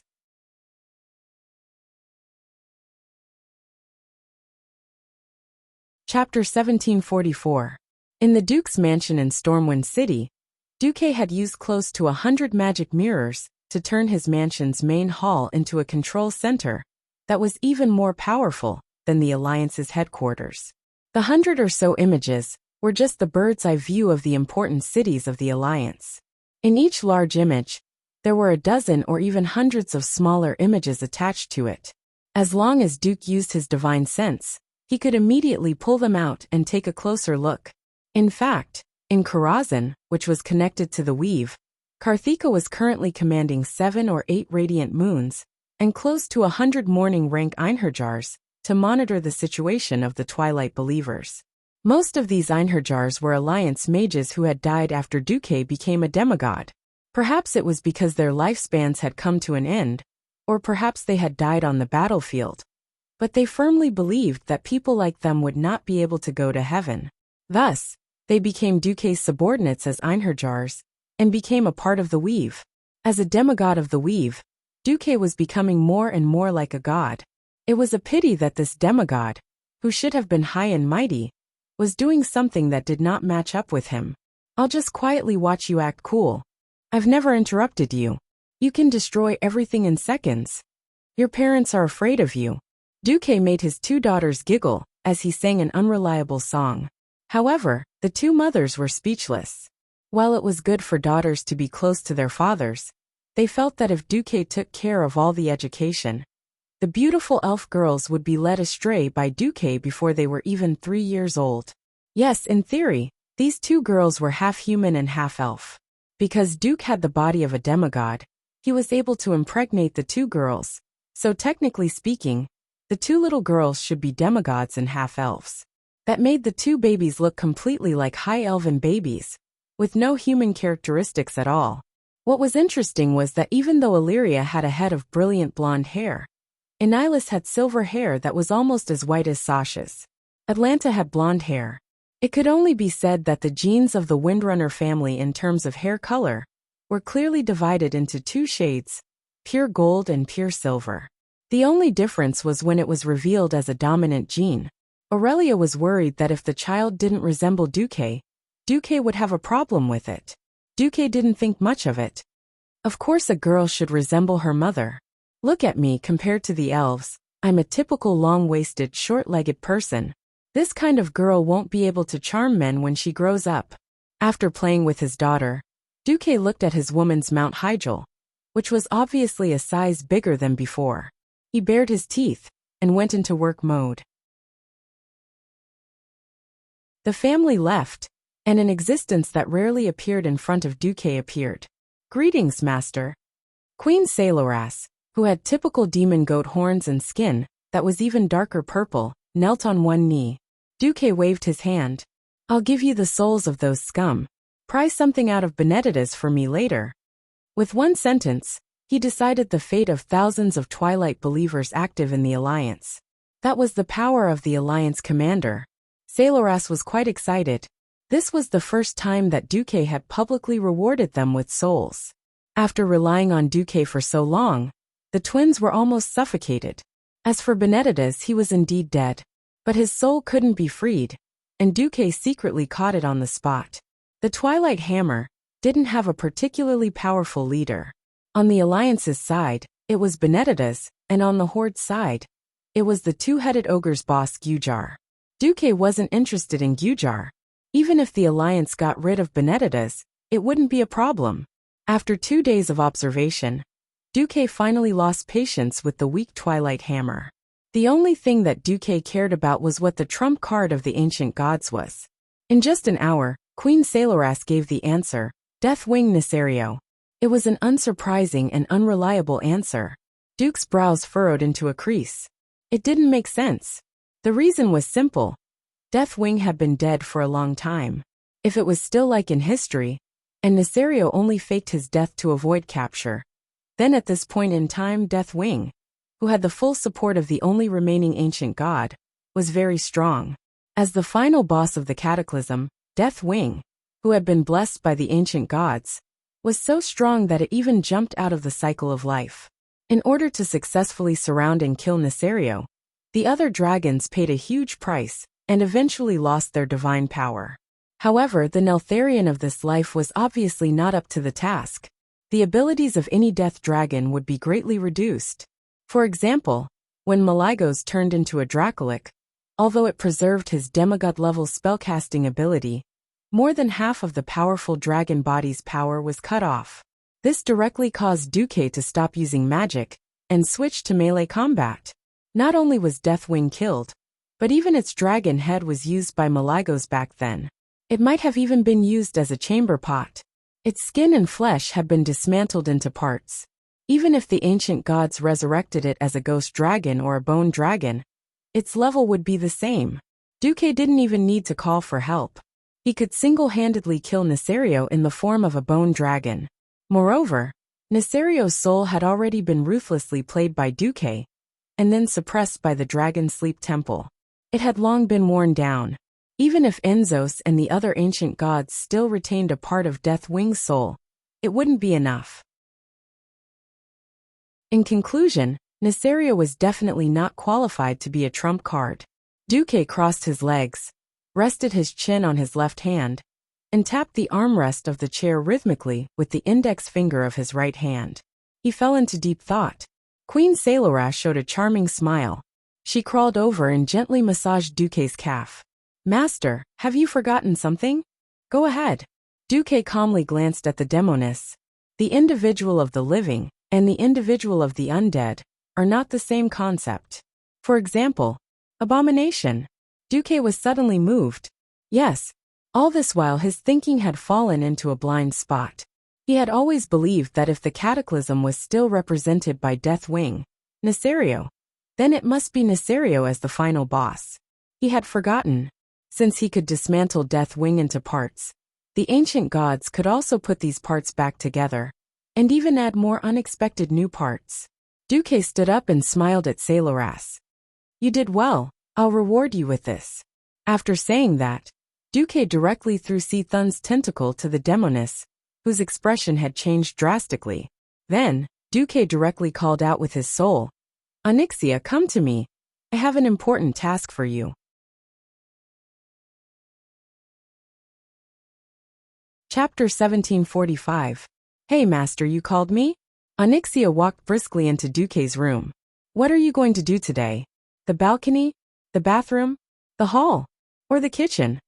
The black dragon girl, who had transformed into Countess Katrana, pulled up her skirt seductively. revealing her fair calves. Duque was speechless. It was all his fault. He had tamed too many dragons, and the dragons were tamed. It was just that he was too unscrupulous and used all his tricks. The result was that the scheming dragon who had tried to overthrow Stormwind was turned into a secretary dragon. If there was something to do, he would do it with his mount. Ahem. Duke pretended to be serious and coughed twice, then sternly said, Onyxia, have you realized that you used to dare to argue with anyone? Now, you can't even beat anyone of the same rank? Onyxia's face, which was originally a mix of charm and nobility, suddenly changed. Master, are you tired of me? A cross-shaped vein appeared on Duque's forehead. No, what I mean is, you are about to see your original fate. The Black Dragon Princess felt her heart suddenly contract violently. In the original future, you and your brother will become the same existence, a zombie dragon. I think it won't be long before you see him again. Onyxia was finally afraid when Duque mentioned Nefarian. She knelt on the spot and prostrated in front of Duque. Thank you for your pity, master. Duque did not comfort her anymore. The pity of a true demigod is never cheap. You can only obtain my pity because you have at least given your loyalty. That's right. It was already a miracle to make a powerful black dragon, who was originally insidious and cunning, give her loyalty. In the end, Dooku was still a little disappointed and wanted to give her a warning. She also knew that she was lazy and lacked motivation. She thought that she could rely on her natural demigod body to survive. Now it seemed that Duque was not satisfied. I will work hard in the future. In the past, I treated you as my mount mainly because I was worried and because of my vanity. After being conferred as a god for so long, I'm also indifferent to it. Azeroth and the Burning Legion would eventually have a decisive battle. When the time comes, you'll have to take charge. Duque paused. You've proven your loyalty. It's time to prove your courage. Courage? Originally, the Black Dragon didn't need any courage. After all, Black Dragons were already at the top of the Azeroth food chain. If there was anything that Onyxia was afraid of, it would be her father, Nesario. Hearing Duque's words, Onyxia shivered instinctively, but she soon calmed down again. Perhaps her father was indeed very strong and crazy. So what? If Master can kill him once, then she can kill him a second time, a third time, countless times. Onyxia didn't know why she came to such a magical conclusion. Obviously, she had become confident. She shouted in her heart, Yes. My master holds the fate of the entire Azeroth in his hands. He is the god of fate. There is no existence that can compete with the god of fate. Even my once invincible father can't do it. Thinking of this, the look in her eyes changed from confidence to incomparable determination. Master, I won't let you down. After saying that like a docile cat, she took Duque's left hand, rubbed it on her smooth face, and then left. Duke's gaze sharpened as he watched Onyxia's silhouette disappear into the distance. His gaze seemed to transcend time and space, across the plane barrier, and saw the earth elemental plane. In the isolated temple in the stony continent, a certain fallen guardian dragon that had long been torn apart. The wings of death alone could no longer cause any trouble. Duque clearly remembered that Nefarian's corpse had disappeared. There was a moment when, under the hint of Queen Sailoras, Duque almost thought that N'Zoth wanted to mess up the Wings of Death family. For example, Nefarian's body, and then the heads of Nethario and his wife. Something like a three-headed dragon. That was quite cute. It was also very cool. Duque soon felt that this was not reliable. It was very simple. If they really played the three-headed dragon as one, then whose body would be the main one? The Wings of Death's body had long been reduced to ashes, leaving only the dragon head that was relatively intact. Whether it was Nefarian or Sinestra, there was an absolute difference in size compared to the Wings of Death's body. If either of their bodies were used as the torso, it would only be a weakening, not a strengthening. Such a method of neglecting the essentials was not advisable. If N'Zoth really did this, Duque would be very happy to get rid of Nethario again, and enjoy the greatest dragon-slaying achievement alone. Now, Nethario was waiting quietly, brewing his hatred for Duque and all the low-level creatures on the surface. waiting for the time to use the fire of resurrection to devour the world again. Wasn't Duque already set up everything and waiting for Nethario to deliver himself to him? Make your move, I can't wait anymore. As in history, the first to make a move was the Twilight Church.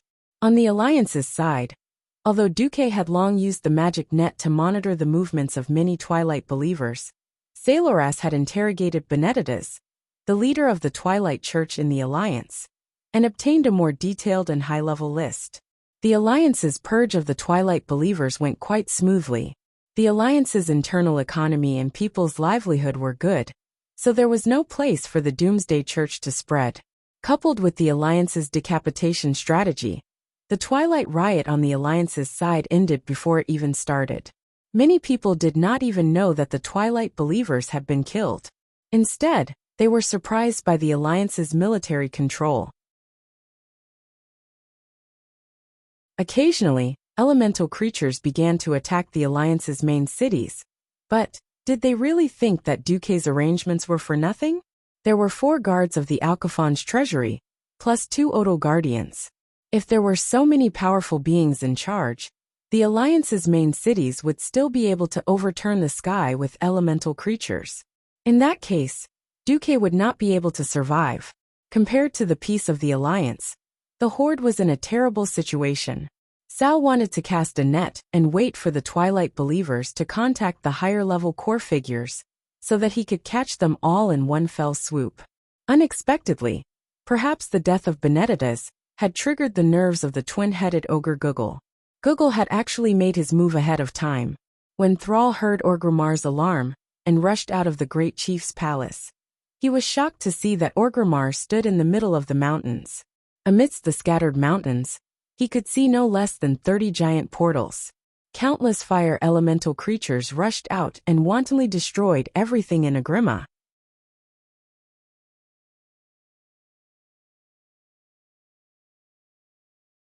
Chapter 1746. No, Sal shouted subconsciously. Agrima was the fruit of his hard work for more than 10 years. From the time he led the enslaved orcs to the uprising in Goldenhold Castle, to crossing the endless sea to the Kalimdor continent, despite the encirclement of both the humans and the Scourge army, he led the tribe from a pitiful 100,000 people to the present day, with several main warring races, and over 3 million people. Agrima was the testimony of the tribe's unyielding glory. Seeing Agrima being swallowed by the sea of fire, Sal felt as if his heart was being cut by a knife. He used to think that using wood as the main building material for the city was a great feat in line with the orc tradition and aesthetics. He still remembered that in the 15th year of the Dark Portal, Thrall had ordered Grom Hellscream to bring his Warsong clan to the Grey Valley in order to have enough wood to build a city. He didn't hesitate to start a war with the Night Elves to snatch the wood, who knew that 11 years had passed. At this moment, Sal could not wait for the orcs to improve. For example, they could learn from the Alliance and build the whole city with bricks and cement like Stormwind City. Wood is the best kindling material. Why don't you burn the cement with fire? What made Sal's heart hurt the most was the behavior of the people of Agrima. At the entrance of the Wisdom Valley not far away, Sal saw with his own eyes an Agrima guard rush to the violent fire elemental creatures. He did not fight the invaders bravely with his battle axe, but knelt down and worshipped them. Great elements, I beg you, accept me and let me have a place in the new world ruled by the elements. Obviously, this guard had been brainwashed by the Twilight believers. The guard had clearly screamed and turned into a lump of charcoal, but the Twilight believers were still crazily advocating. He has been accepted by the elements. He has become a part of the fire. More and more people of Agrima began to believe the Twilight Church's words. This was a sign. The world would be destroyed by the fire. They no longer resisted, no longer united.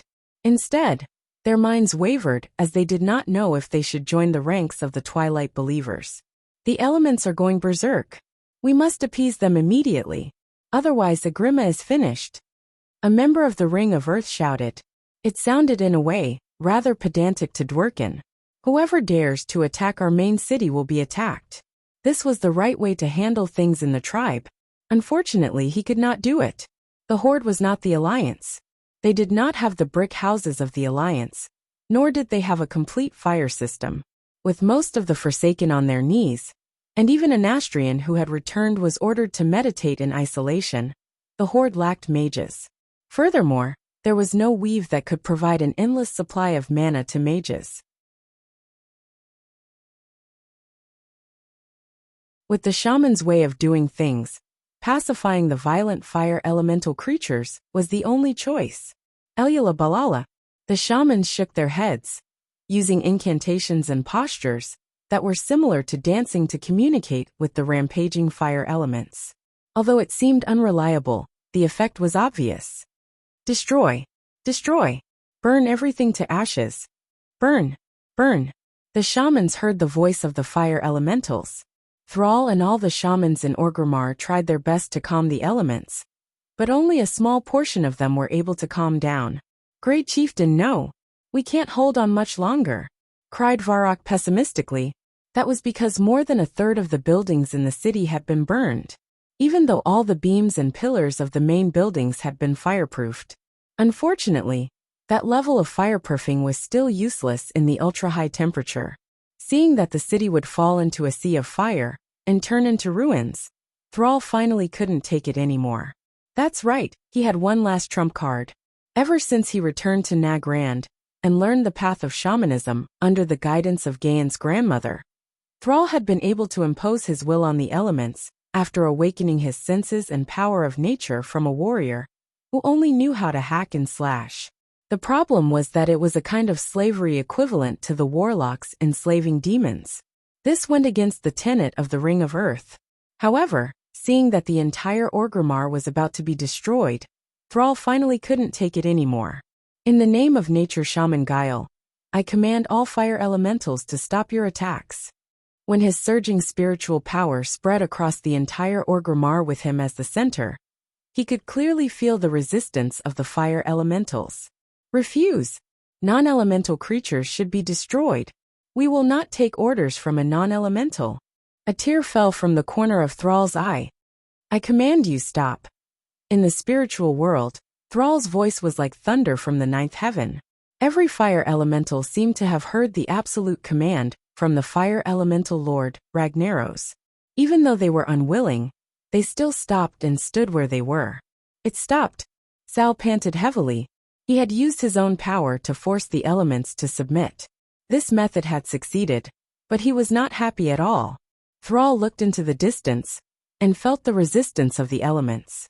For the first time, he had a deep feeling. The shaman's power seemed to no longer be able to summon and control the violent elements. Thrall had an idea. At this moment in Ironstove Castle, the dwarves were engaged in a small-scale offensive and defensive battle. The dwarves had brought a large number of cannons, ranging from direct 88mm cannons to curved mortars.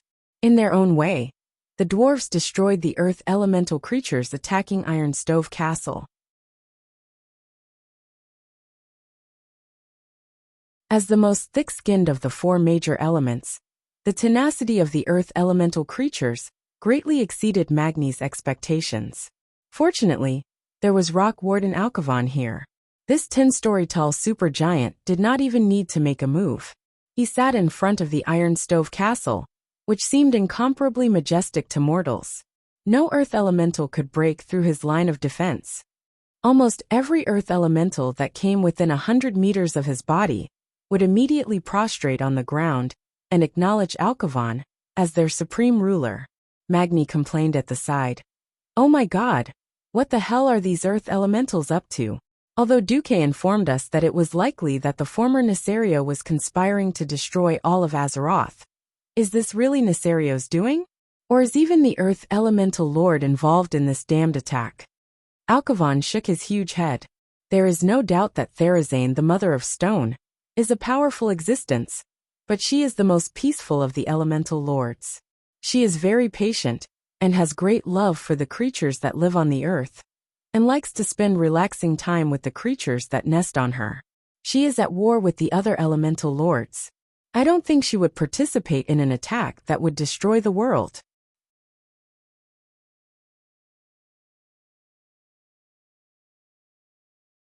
Chapter 1747.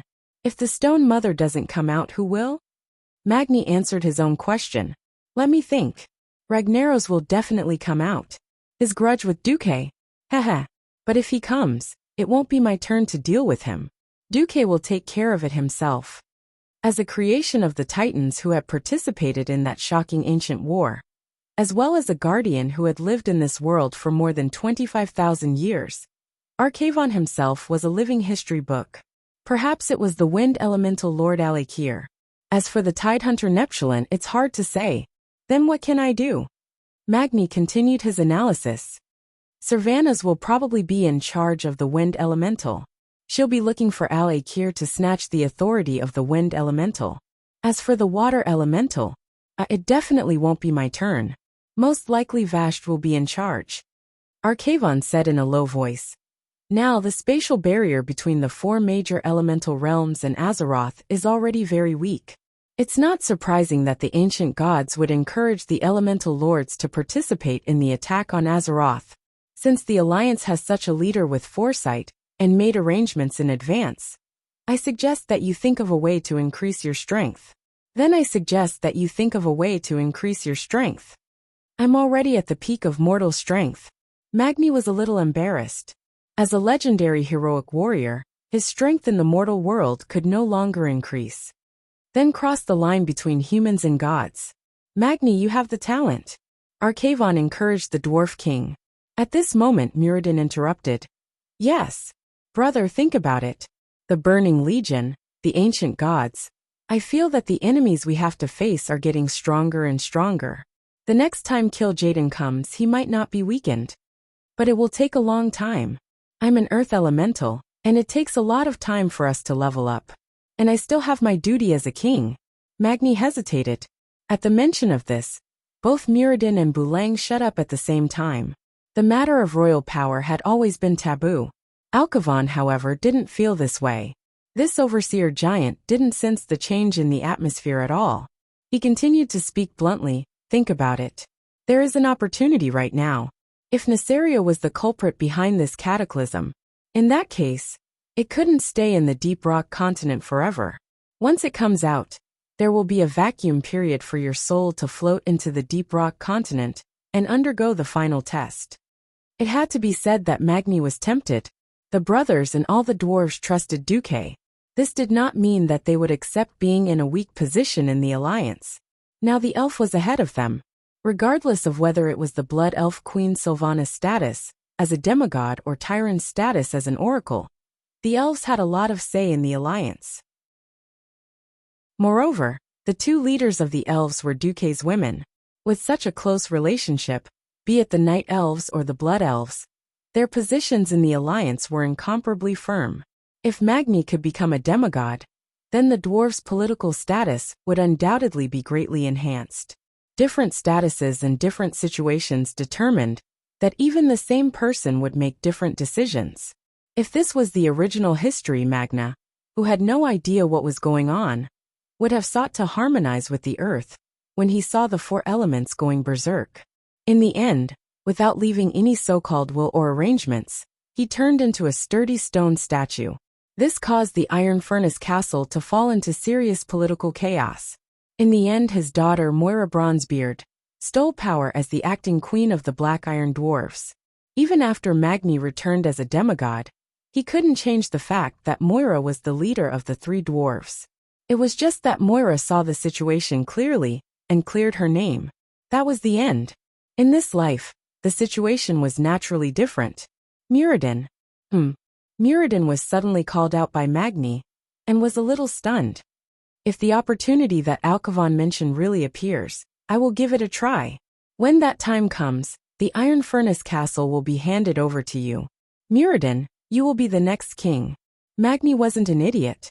When he challenged Alcavon, Duque had already made arrangements. Even if Duque didn't say it, he knew that Duque didn't like Moira. For example, he was just conflicted about Moira. But Duque was basically targeting him. In this current situation, if Moira really came to inherit the throne of the Iron Furnace Castle, it would definitely be the nightmare of the Bronzebeard dwarfs. Duque had been at the helm of the Alliance for 11 years. and had already integrated the entire alliance's economy. A country without any specialties or special relationships with a few rich countries would only be marginalized. Take the current Stromgard, for example. Although the alliance supported the reconstruction of the torrential castle, without large amounts of funds and project support, this once only birthplace of a human empire in history would still be like a stone by the roadside, dispensable. In comparison, Rotterdam was once almost destroyed. More than half of the land was rotted by natural disasters and was covered in plagues. But with Kalia's connections, the Marcus family, Alterac family, and Kurtira's family worked together. In addition, Tyrande almost pulled all the Cenarian Circle druids over to work.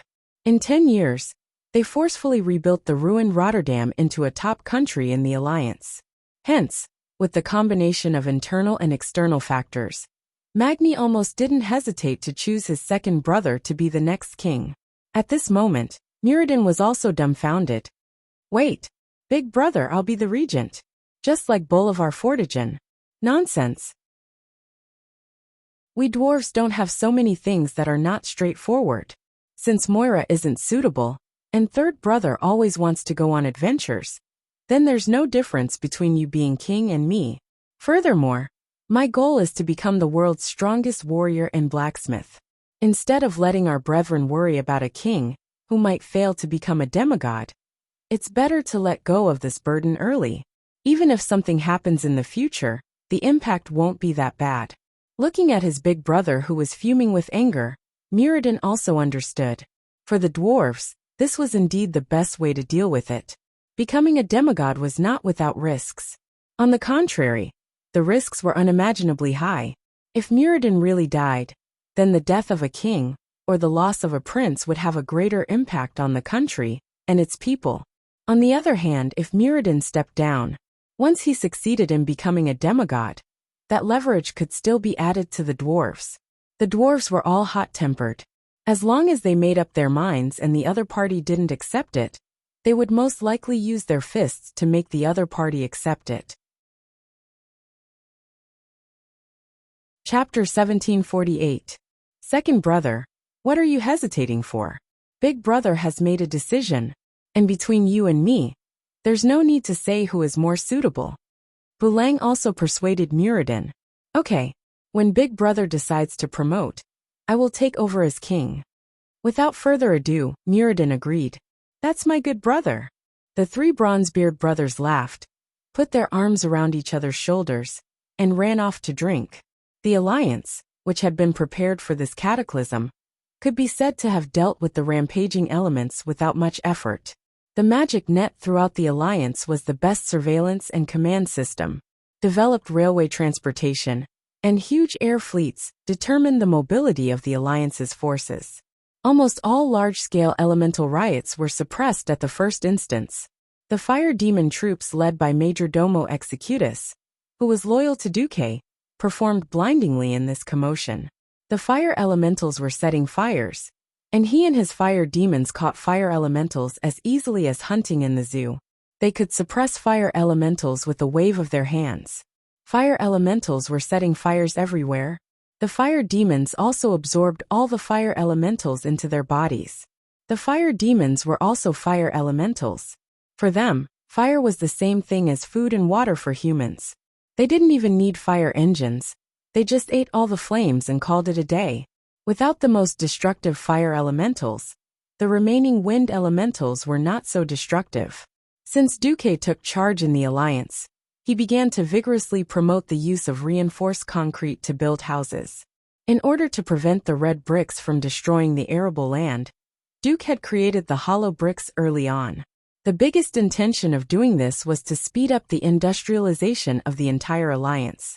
Incidentally, in order to make most cities in the alliance use reinforced concrete as building materials, Duque even subsidized countries in the name of the alliance, so that the cost of building a concrete house was about the same as a wooden house. Now the power of the concrete house was completely highlighted. Not only was it warm in winter and cool in summer, but it was also waterproof and leak-proof. Now the fire was coming. Huh? It won't burn. It's windy, huh? It won't blow. If it was the previous wooden house, Even if it was a brick and wood house, who knew how many people would die now? And how many citizens would be homeless? Oh my God! Too amazing! My house was set on fire by a few fire elementals the size of carriages. In the end, only the kitchen was burned. There was a strong wind at my place, and even the cows were blown away. Our whole family hid under the bed at home, but the wind didn't even blow the roof away. Concrete houses are amazing. Almost every affected area of the alliance praised Duque's virtuous policies. In fact, Duque was also busy, connecting all his subordinates through the weave. Majordomo, make sure you have men stationed at every major alliance granary. Which granary burned? I'm going to skin him alive. Majordomo bowed in acknowledgement. Saffron, have your men patrol the skies above a few of the famous forests. Elven Forest, Tyrosville Woodland, Hillsbrad Hills, Hinterlands, Grey Valley, Fellwood Forest. Every forest must have at least 100 ice dragons. After enduring for so long, Saffron, who had finally regained some consciousness, spoke in the human language. Understood. After killing Lich King Arthas, the soul of the blue dragon, that had been bound by Frostmourne, was freed. Apart from a few who still chose to follow Wuther, most left. About 2/3 of the blue dragons chose to let their souls go back to sleep in the Dragonbone Waste. A third chose to follow Saffron, letting their souls become a part of the weave. In a sense, Duke's ability to rally supporters was mostly due to his status as a demigod. If there was a day in the future when Duque became a true god, then they would also rise with him. At the very least, they would become true god envoys. After following Duque, these ice dragons were no longer pure undead dragons. They appeared in the sky as frost elemental dragons. Duque had an air force directly under him. Although this air force consumed a lot of elemental power, it was still a direct force. And other than the undead, where else could he find an air force that could patrol the mountains and forests 24 hours a day? Suddenly, Duque felt that he was very shameless. Why did he trick a bunch of people, dragons, to work for him for free? Compared to the benefits, the crisis in front of him felt more real. Considering that in history, after a certain wing jumped out, he specially flew to Stormwind City, demolished the King's Valley, destroyed the statues of several heroes, and destroyed the beautiful garden area with his tail. Duque was very unhappy. What if history repeats itself this time? The garden area was destroyed, like a scar, forever branded on the beautiful Stormwind City. If Nesario tilted his tail and destroyed Duque's alma mater, the Royal Mage Academy of Stormwind City, that would be a slap in the face to Duque. Therefore, Duque directly transferred Naxxramas to the airspace of Stormwind City. It was to set up an earthquake relief headquarters in Stormwind City for the upcoming cataclysm. According to Duque's judgment, the southern continent would be the main disaster area. With such a grand reason, no one would be able to say the word no. Duque had long taken advantage of the outbreak of the elemental disaster to evacuate many areas. No one doubted Duque's judgment. After so many years, Duque's wisdom and greatness had long been deeply engraved in the hearts of every Alliance citizen. Because it was an early evacuation, it was not too urgent, and the people still had time and opportunity to pack up. The Alliance also announced that they would start collecting donations to support the people in the affected areas with the dual power of the people and the government, so that they could choose another place to rebuild their homes. This kind of early disaster relief work, that could minimize the loss of life and property, was unanimously praised by the Alliance from top to bottom. Thank the heavens, the commander of the Alliance is actually a demigod familiar with the elemental domain. The Alliance is so lucky. I'm starting to understand why every queen in the Alliance fell in love with His Excellency Duke Marcus. If it were me, I'd marry him too. Equal wife is equal wife. Everyone praised Duque like this. As an idol commander who was worshipped by thousands, Duque was extremely annoyed. That's right, the post-cataclysm map in his mind had already overlapped with the current map of the Alliance in his spiritual world. He had also taken precautions. The problem was, earthquake prediction was not something that could be done in Azeroth. Even on Earth, where technology and civilization were very advanced, it was a big problem of the century. Seismologists had spent a whole century and had yet to achieve accurate predictions. Why could Duque do it with his memory? What if it was shaken, ask you? Chapter 1749. Those in power should never put all their eggs in one basket, unless they were in dire straits. So what Duque could do was not only avoid the most dangerous areas, evacuate the people and soldiers to relatively safe areas, but also expand the area. For example, Duque clearly remembered that in the game, the Northshire Abbey in the human novice zone, across the river on the east bank, was originally a field full of wolves. However, this area would be completely scorched during the cataclysm. Should people and belongings be evacuated to the Northshire Abbey? Of course not. The evacuation had to be expanded to cover the entire elven forest. Similarly, in the Western Wilderness, now renamed the Western Wilderness, near the Gold Coast mine, there would be a mini volcano called Earthly Rage Fissure. Duque had personally inspected it, and the geological conditions there were indeed relatively weak. It was also a priority area for evacuation.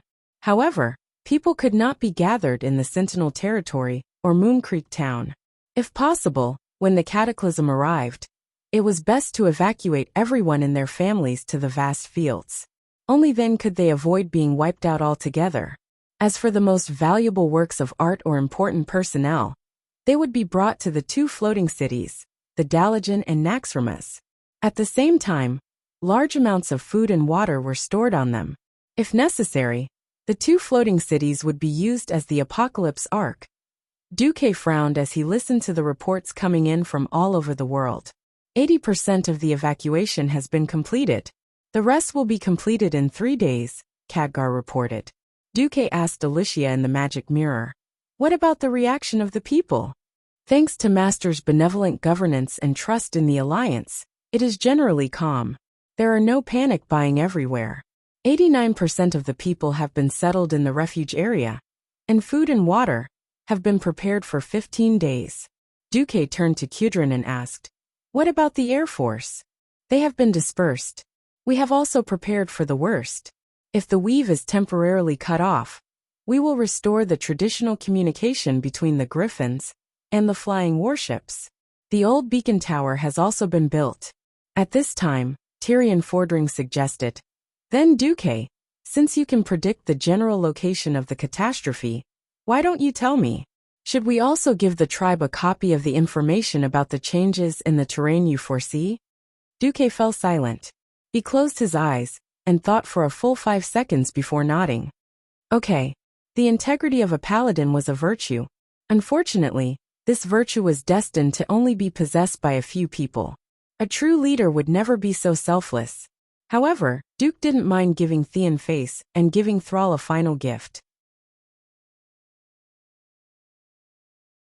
If the historical trend of the tribe could not be reversed, then Sal's days as the Great Chief had already entered the countdown. To be honest, Duque didn't need to rely on the cataclysm to trick the tribe.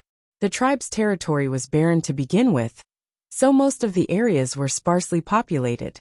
In the area controlled by Kalimdor's tribe, there wasn't a single city that would be destroyed by the cataclysm. On the contrary, there was a lack of resources in a wide area. When the Alliance's message reached Thrall, he was stunned for a long time. He forcibly suppressed the riot of the fire elements. 1/5 of Orgrimmar had been burned. When he angrily ordered those Twilight believers to be hanged 1,000,000 times, he had no choice but to deal with the devastation of the mess. Hundreds of logging requests were sent to his desk. He knew very well that if he really asked the Alliance for wood according to the demands of this group of animals, the Night Elves would probably go crazy and start a war on the spot. Who knew that in Duque's handwritten letter, he personally informed them that this was probably just the beginning. The western part of Durantal was likely to be flooded by the surging River of Wrath. The Thousand Needles area and the Shining Plains were also likely to be flooded. If this was a nightmare, Thrall would rather he had never fallen asleep. This was really too terrifying. Just as the Alliance had already made preparations, the tribe was waiting for the judgment of the end to come. In the underground palace of the Deep Rock continent, in the Earth Elemental Plane, A violent voice that resounded through the entire underground world abruptly rang out. Pain. Suffering. My hatred burns in the abyss. If Duque was here, he would definitely recognize the owner of this voice on the spot. Deathwing Nesario. In this special plane far away from the world of Azeroth, non-Earth elemental creatures, without the protection of special energy, or Earth elemental magic, would be crushed to death by the tide of soil in an instant. Because there was no sky and no water here. There was only endless soil and violent lava rising from time to time. Nesario, who was once extremely arrogant and betrayed the entire dragon race, was now just a pile of broken dragon remains. A hollow dragon head, a spine that only had half of its spine left, a pile of ribs that were broken into at least 3 pieces, and an incomplete tail and claws. The so-called Deathwing was now just a joke. Beside Deathwing, there was another huge dragon corpse. That was the corpse of his son who smashed Nefarian. Countless illusory octopus-like tentacles stretched out from the void. Too weak. Too weak. Nesario, you're really too weak. That was the voice of the ancient god Enzos. My master, for the sake of my hatred, give me another chance. Nesario, who was once extremely arrogant, was now just a grandson. This is really the last chance. Enzos let out a cold laugh. A piece of spine suddenly appeared in the void. It looked like the spine was already as big as a small mountain, dozens of times bigger than Nesario's entire dragon when he was alive. If it was also a dragon, wouldn't it be thousands of times bigger than Nesario?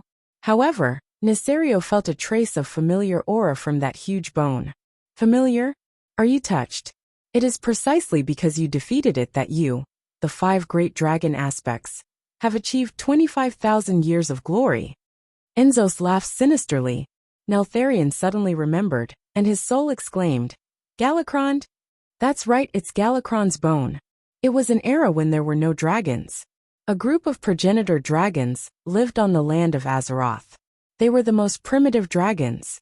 They did not have the wisdom and strength of dragons, and were just a group of ordinary beasts that preyed on other animals for their own survival. However, due to some unexplained reason, some dragons had a certain level of wisdom and could communicate in primitive languages. They could also consciously cooperate to hunt. Among them were the gray dragon Nesario, the red dragon Alexstrasza, the light yellow dragon Izira, the blue dragon Malygos, the brown dragon Nozdormu, and the golden dragon Talanixia. And Galakrond, the giant progenitor dragon that was later known as the father of all dragons, also lived in that era.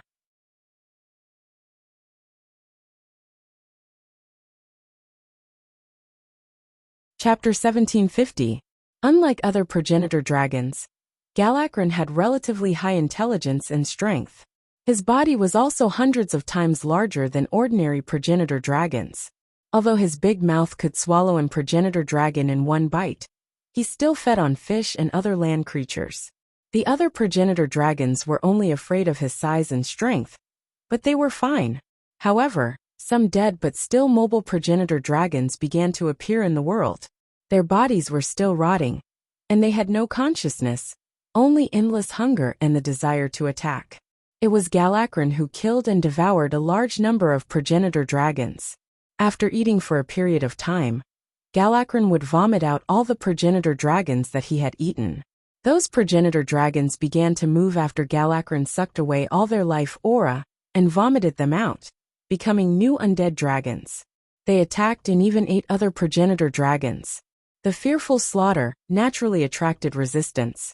Under the leadership of Talon Nishia, a large female progenitor dragon, who had a crazy desire for victory but lacked strength, a large number of progenitor dragons gathered.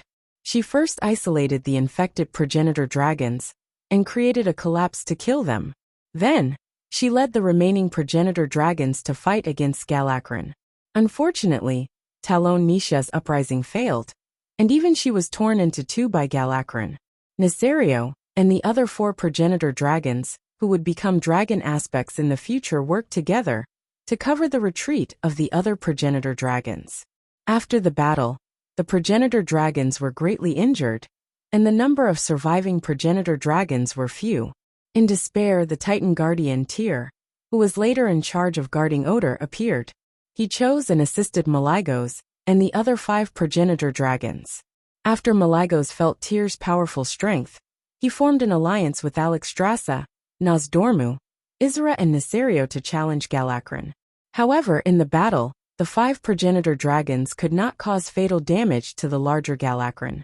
As Tyr's battle plan only used himself as the core of the battle, and did not guide the 5 progenitor dragons to cooperate reasonably closely, Tyr's arm was bitten off by Galakron during the battle. His warhammer was also knocked away, and the divine weapon at Tyr's waist was swallowed by Galakron. Malygos and Alexstrasza rescued Tyr, and quickly retreated to a frozen wilderness in the north, later known as Northrend's Dragonbone Wilderness. Soon after, the final battle between the 5 ancestor dragons and Galakron started in the sky above Noscent. In order to save Malygos, Neltharion went to face the undead dragon legion alone. Alexstrasza, her sister Isra, and Nosdormu attracted Galakron's attention. Malygos successfully threw the boulder into Galakron's throat. Galakron had difficulty breathing due to the blockage in his windpipe, and in the end he choked to death. This ancient history was forever imprinted in the hearts of the 5 dragon aspects. Even when Nesario died and his soul was torn apart, he did not forget it. This was because Galakron was the root of the progenitor dragon. It represented the strongest of the progenitor dragons, and also represented the beginning of all mutations. After the 5 progenitor Wrms defeated Galakron, who was thousands of times larger than them, Tyr introduced them to the Titans who visited Azeroth. The Titans also gave the 5 progenitor dragons the responsibility and power of the dragon aspects.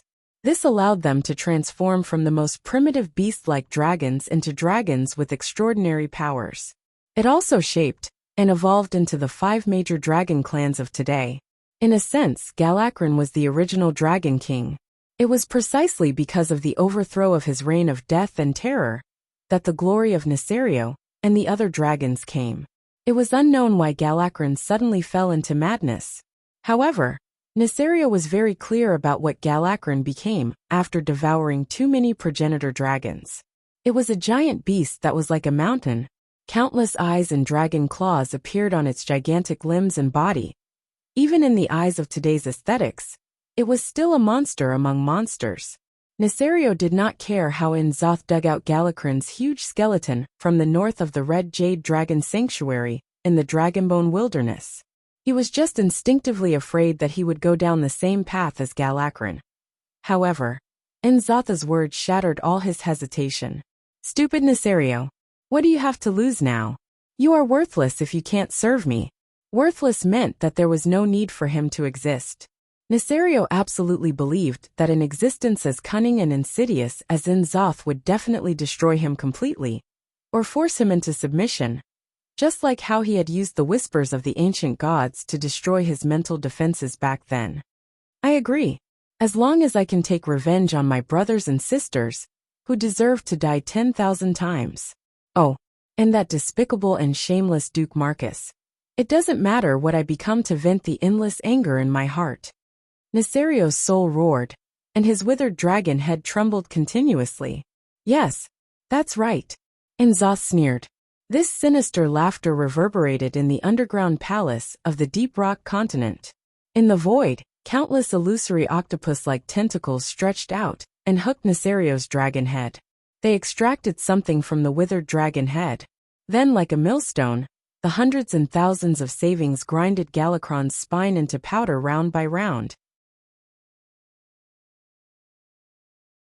When the deathly pale dragon's pine bone powder was stirred by Enzo's tentacles into a small mountain of paste, all of the paste was poured into a corpse that had been placed in the deepest pit of the temple for a long time. It was the corpse of Nesario's son Nefarian. Nefarion's dragon head was like a chicken head that had been chopped off by a kitchen knife, and was directly taken away by the tentacles. A few tentacles placed Nesario's dragon head on Nefarion's neck. Suddenly, a black paste gushed out of Nefarion's neck, and turned into thousands of small tentacles that respectfully welcomed Nesario's dragon head onto his neck. Under the pull of that pitch-black power, Yang-Chi's body trembled. The dragon head and body, that originally belonged to different individuals, were forcibly fused together. However, because of the difference in their original sizes, Nesario looked very strange at the moment, just like the cartoon dolls that Dumuk had seen before he transmigrated. It was quite ridiculous. The next moment a mutation occurred. The dragon body that was originally smaller suddenly made a crisp sound of bones exploding. Kalalala. At first, it was only the sound of frying beans, but towards the end, every explosion sounded like the beating of a drum. The Twilight believers around the temple were all so shocked that they covered their ears in pain. At a speed visible to the naked eye, the dragon body that once belonged to Nefarian began to swell like a balloon.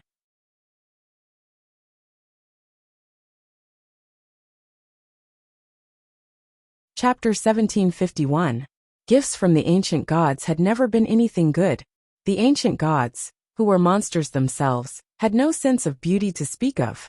In the ancient war, the elegant and beautiful high elves in the eyes of mortals had all turned into hateful nagas. As soon as Nesario's soul was injected into this new body, he felt a terrifying pain that penetrated the deepest part of his soul. Roar! The hard dragon skin on the claws that already belonged to him burst open. The scales on his skin were almost shattered. After the scales were removed, new biological tissues were being revived under Nzatha's evil divine spells in the hole full of rotten flesh. However, there was no way to expect anything to happen. What regenerated in the hole were not dragon scales, but a large number of tiny eyeballs, small dragon claws, dragon arms, and even wings. Ow! Ow! Ow! Nesario could feel his vision splitting into countless parts. These were not the compound eyes of a fly, but the vision of the eyes that burst out from every corner of his body. They were all haphazardly pieced together. That feeling made him go completely crazy. He tried to open his limbs and vent his pain with destruction, but he was shocked to find that the limbs that once belonged to Nefarian were all locked by huge, unknown metal shackles.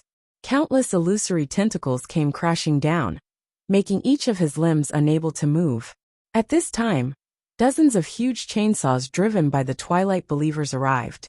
These chainsaws powered by unknown divine spells were cruelly cutting his new limbs, so that his body could maintain the appearance of a giant dragon. Hee hee. Ha ha. Hee hee. This time, it was not only Nzath. In a trance, there seemed to be the remnant will of other ancient gods joining in the sneer. Perhaps it was Nzath, Yogg-Saron, or Yashaji. Their bodies might have completely perished, but as a former true god, the remnants of their will still reverberated in every corner of the Azeroth world. These ancient gods began to gather their power, and all of it was injected into Nesario's new body. Nzath laughed. Is it pain? Sadness? Resentment? Anger? Then let it all out. It didn't matter. This was also a form of strength. We are currently conducting a small experiment that will allow you to possess the destructive power of a true god. The more negative emotions you have, the more damage you'll cause to planet Azeroth. Is that so? That's wonderful. Nesario roared crazily. Due to some mysterious method, his furious roar started to spread across the entire Deep Rock continent. The violent tremors began. It was no longer a problem of the Earth elemental plane alone. The intense tremor crossed the planar barrier and directly affected planet Azeroth. In the southern sea of the Endless Ocean, it was originally a sunny day with a gentle sea breeze. In the next second, a huge tremor transmitted from the deep sea easily set off a monstrous wave. Rumble. At first, not many people noticed this scene. It wasn't until the huge green wave that approached the shore that the guards at the lighthouse noticed this scene. Oh my god! Is the world going to be destroyed? The 30-meter-tall goblin statue, that once stood outside Booty Bay, was as small as a baby in front of this doomsday wave. At this moment, Nesario's voice actually crossed the Earth elemental plane and the spatial barrier of Azeroth, echoing endlessly in the entire sky. Those were the words he roared a few minutes ago, and now they began to hover over the entire world in the form of echoes. Pain. Suffering. My hatred burns in the abyss. The world trembles because of my torment. If it were any other existence who uttered such curses, they would definitely be regarded as a lunatic. However, he was none other than that. He was the wings of death, Nesario, the former Earth Guardian dragon, and now the Dragon of Death. Along with his voice, suddenly, a huge flaming crack tore the entire barren lands apart. The blazing lava was like 100-story-tall lava dragon charging on the ground. The earth was torn apart from the bottom to the top, and every crack was accompanied by a burst of magma. There was nothing that could stop the destruction of the wrath of the heavens and earth. Mountains of all sizes were destroyed by the fire dragon's rampage.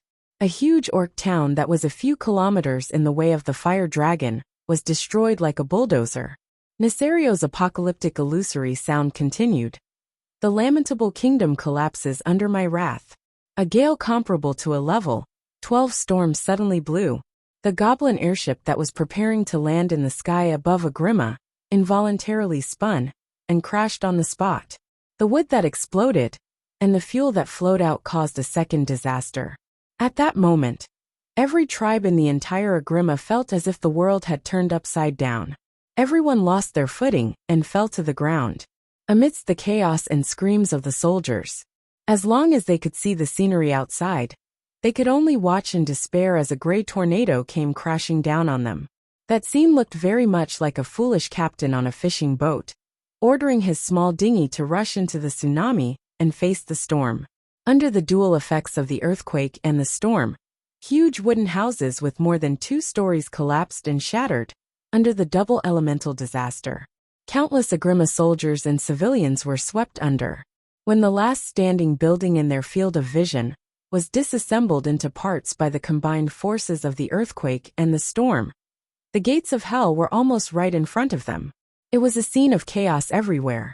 The incomparably brave orcs left the ruins of the buildings like ants escaping from a flood. Every beam let out a terrible squeaking sound. This scene was like the end of the world.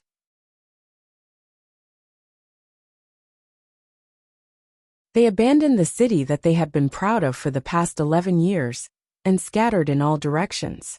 Standing on the high ground of the Valley of Wisdom, Thrall stood rooted to the ground and watched the scene. When a huge wooden stake flew towards him, he even forgot to dodge. It was Varrock who helped him knock the wooden stake away. In the ancient shrine of the Deep Rock continent, the Twilight Believers began to use their own methods to modify Nesario's new dragon body under N'Zotha's command. Bang! Bang! Bang! One by one, the iron stakes with dragon heads like siege owls hit Nesario's body. This was so that pieces of incomparably hard and mysterious metal could be inlaid into his constantly growing dragon body. The suppression of his growth was also solidifying his body.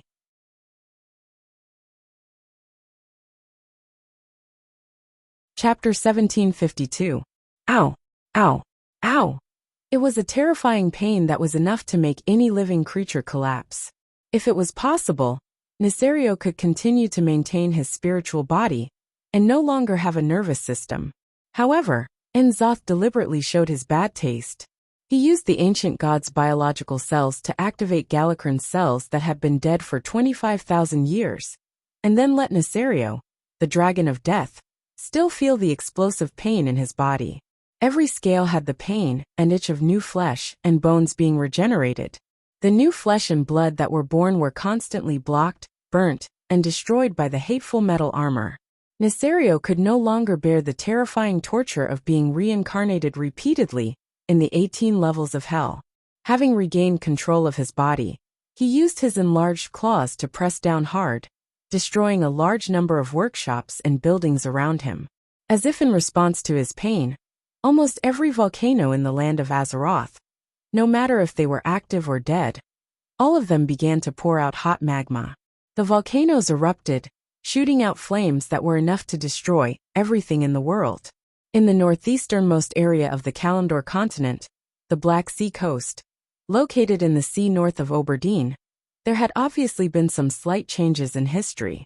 The elven hippogriffs that had long been scattered around the entire sea area, as well as the Alliance soldiers on the flying destroyers, all saw that with a violent vibration, a huge volcanic island broke through the shackles of the sea and stood upright on the surface of the sea. It was a newborn volcano, It was constantly venting its fiery anger towards the sky. Immediately, in the thick smoke and ashes of the volcano, a huge black dragon broke through the barrier of the rock layer. Broke through the layer of space between the earth elemental plane and the real world of Azeroth, rushed out of the ground, and rushed into the sky amidst the volcanic ash. He easily rolled up to a height of 1,000 meters. The entire atmosphere was burning up, and a blazing aura swept across the clear sky for thousands of miles in an instant. Every scout and observer stared at the enormous creature in the distance in astonishment. Not to mention the rookies who were about 20 years old. Even the seniors who had witnessed the great battle between the 5 dragon aspects in the south of Rotterdam City, more than 20 years ago, still felt a sense of powerlessness and fear when they saw the lava WRM that was even larger and more exaggerated than the one they had seen in the past. Damn it! How could this beast be so huge back then? That doesn't seem right. Why do I feel like Nesario is more like Nozdorma now? Almost as soon as Nesario, the Wing of Death appeared. Duque, Sylvanas, Elun and Alexstrasza, who had transcended the mortal world and stepped into the divine realm, sensed it immediately. Some were shocked, some were frowning, but Duque was embarrassed on the spot. It took him a long time to react, and he cursed in a low voice. Coward. In the future, you can change your name to Coward Wing or Nazari Coward. Mortals were destined not to know about matters of the god realm. Countless scouts had risked their lives to send back reports that they had found the figure of a lava dragon, suspected to be Nesario north of Oberdeen. It was a hellfire dragon in the form of a dragon. Its entire body was flowing with blazing lava, and terrifying fire elemental runes were branded in every corner of its stony body. He flapped his heavy stone wings, and without even circling in the air, he flew straight towards the south. Warning! Warning! A fire dragon suspected to be the Wing of Death is attacking the Oberdeen area of the Black Sea coast at high speed. In the intermittent magic communication network, the scout risked his life to send back an urgent report. He quickly received a reply. Don't worry. Oberdeen has completed the evacuation. On the mountains to the east of Oberdeen, there were 5 specially set up observation stations. There were volunteer mages who had already left their wills there, and they were the only witnesses on the scene. They witnessed how the pier, which had maintained the frequent connection between the Night Elves Teldrassil and the Kalimdor continent for the past 10,000 years, was destroyed. Nesario was like a comet falling from space into the atmosphere, his whole body bathed in fire. He merely flapped his wings and flew over Oberdeen. But the huge sonic boom as he flew over the sea had already killed all the fish and shrimps in the sea near the shore of Oberdeen. The terrifying airflow generated by the high-speed flight was thousands of degrees hot. This terrifying tsunami-like heat wave easily lifted all the plank roads on Oberdeen Pier. The raging flames that followed immediately set off all the buildings on the pier. Not only the Night Elven-style wooden pier shading roof, but also the upgraded stone pier buildings were all engulfed in a sea of fire. The flames were so hot that the seawater around the pier instantly boiled. The fish that had just been killed by the shock turned white and became ripe meat, churning with the boiling sea. The Wing of Death crossed the entire Kalimdor continent from the location of Winterspring at a breakneck speed, then changed to the southeast, rushing all the way. It seemed that his speed was still increasing. He crossed the wetlands in the southern part of the Eastern Kingdom continent, changed to the south, and headed straight for Stormwind City. In the sky, his soul language filled with curses continued to spread. His deep whisper could be heard in several nearby areas. In the end, all of Azeroth will be destroyed. As if to confirm the words of the Wing of Death, when he swept past the boulder dam between Loch Moden and the wetlands at high speed. The extremely exaggerated air pressure directly crushed the dam. Loch Moden's original name meant lake in the Dwarven language, while Moden meant mountain range. Thus, in the Dwarven language, Loch Moden was a lake and a mountain range, just like its appearance. Loch Moden had a large lake and dam that could look down on all of Azeroth, coupled with the fact that it was not polluted by the various heavens' wrath or demonic forces. It was once a very good place to live. The rich wildlife, and fishing in the lake provided the daily necessities of the dwarves. The mountain range was filled with all kinds of precious minerals, and the Titan ruins that the dwarves liked to explore could really be said to be a paradise designed by the creator for the dwarves. However, the Wing of Death just passed by and destroyed the Boulder Dam. When they heard this real-time news, the eyes of the three Bronzebeard brothers turned red. Even though the people in the wetlands had already been evacuated, the building that the dwarves were so proud of, the Boulder Dam, had collapsed. This meant that more than 90% of the lake water would flow into the wetlands from the collapsed site, and the entire ecological environment would be severely affected. At this time, the Wing of Death finally shouted his last curse. "In the shadow of my wings, all things will turn to ashes."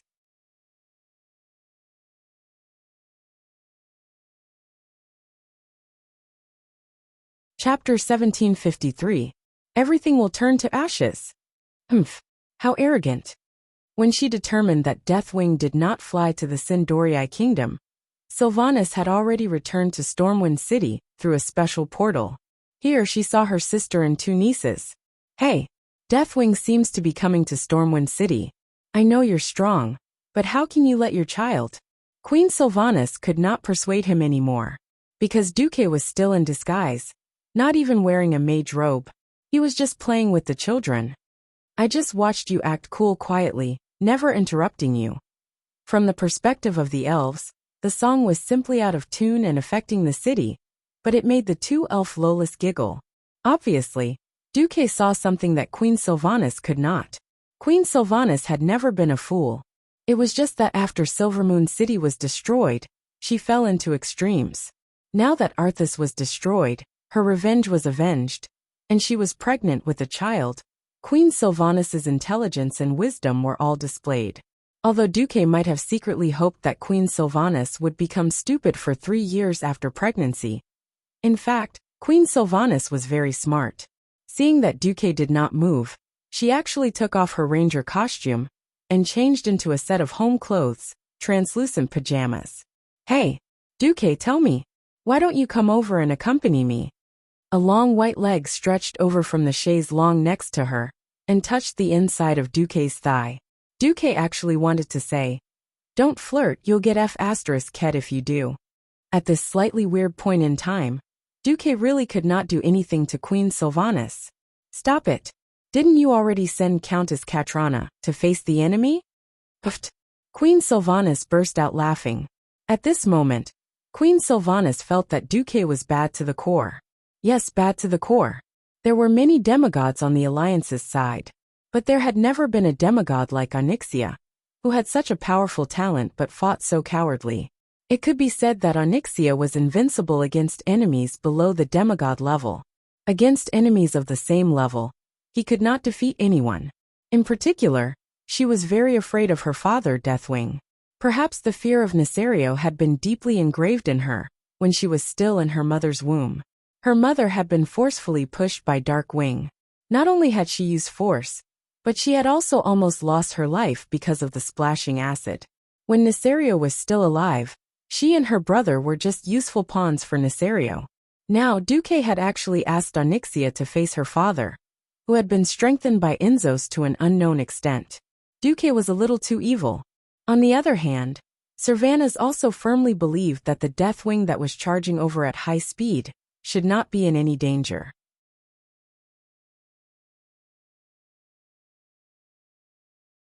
After all, in Stormwind City's King's Valley, after crossing the long stone bridge, there was a statue facing the gate, but it was a statue of Duke Marcus. If Nesario really stepped on Stormwind City's King's Valley with his claws, wouldn't all the statues of heroes, including Duque's statue, collapse and be destroyed? How could Duke do such a thing where he would be slapped in the face? Moreover, Duque was the kind of person who would indiscriminately gather a large force to kill his opponent as long as he had the opportunity. Even if he could not kill him, just like during the third battle at the Dark Portal, if he could not kill the fool, he could at least chop off one of his hands and break his waist. That was not bad either. Duque did not even have the intention to greet his subordinates. The only one who was kept in the dark was Onyxia. This was really, at this moment, Onyxia, who was still in the dark, was extremely conflicted on the lighthouse outside Storm Harbor, which was located in the north of Storm City. She was originally smart and cunning, but when Duque asked her to be the vanguard to fight against her father, she was in a mess. Duque's words still echoed in her ears. You can be a noob, but you can't be a coward. Because you are too timid, you can't exert your original combat power. That's the original sin. I have many women around me. Which one of them cannot fight, carry, warm the bed, and be independent? Onyxia, you cannot even believe in yourself. But you must at least believe in the me who believes in you. For some reason, Onyxia felt very warm in her heart when she heard the last tongue twister. When she thought back to what Duque had shown her back then, when she was in her zombie dragon form, she felt a chill run down her spine. She could not imagine that she, who loved beauty so much, would turn into such a horrifying and ugly appearance in a certain timeline. That was completely unacceptable. Feeling the roar of the atmosphere in the distance, and carefully savoring the changes in the elements from far to near, Onyxia's face turned ashen. She suddenly felt a wave of coldness hit her face, as though she was afraid. She could not help but wrap her arms around her chest and hug her body. At this moment, feeling the tight-fitting lace victory shirt that Duque had given her, for some reason, she suddenly regained her courage. Onyxia, you can do it. You have the god of fate Duke Marcus behind you. If you want to obtain your position in the new Divine Realm Palace, you must win this battle. Onyxia encouraged herself in an obsessive manner. It felt like her courage had multiplied. Onyxia jumped down from the 30-meter-tall lighthouse. She let the strong wind blow her long black hair, feeling the strong wind. Suddenly, she seemed to have returned to the era when she dominated the world alone. The ultimate transformation spell was instantly activated. She stretched out her neck and let out a long roar.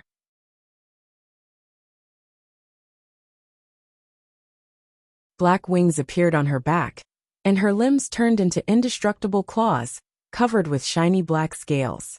The beautiful red robe with black trim turned into a stream of light and returned to the space storage bag, revealing her dragonized body. A thick tail grew out from her buttocks. When she neared the surface of the sea, she had completely changed back to her dragon form. Under the gaze of the Stormwind Navy's officers and soldiers, this giant dragon that had completed the gorgeous change in identity from an evil dragon that brought disaster to a country's guardian dragon was rapidly growing bigger. She quickly returned to her original size. In terms of size, her body was only less than 1/10 the size of the black dragon that attacked from the northern coast at high speed. However, this time, Onyxia bravely met her father, whom she had been extremely afraid of for a long time after she became sensible. The Wing of Death Nethario. Nethario, this is the Stormwind City that my master, Duke Marcus, swore to protect. This is not a place for you to behave atrociously. Go back to where you came from. Otherwise, my master and I will let you taste true eternal destruction this time. Although her choice of words sounded a little hollow, Onyxia really roared with vigor. She was completely different from the timid daughter in Nethario's memory. At this moment, Nethario was a little confused.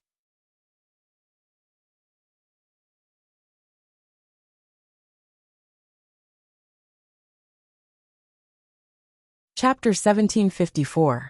In terms of size, the current Nethario was nearly 10 times the size of Onyxia. The gigantic body of the dragon, which was wrapped in thick layers of rock, looked like a mountain with wings, soaring in the sky. It was as if this was the dragon version of a mantis trying to stop a chariot. Nethario flapped his huge wings that were as wide as Storm Harbor and hovered in the air.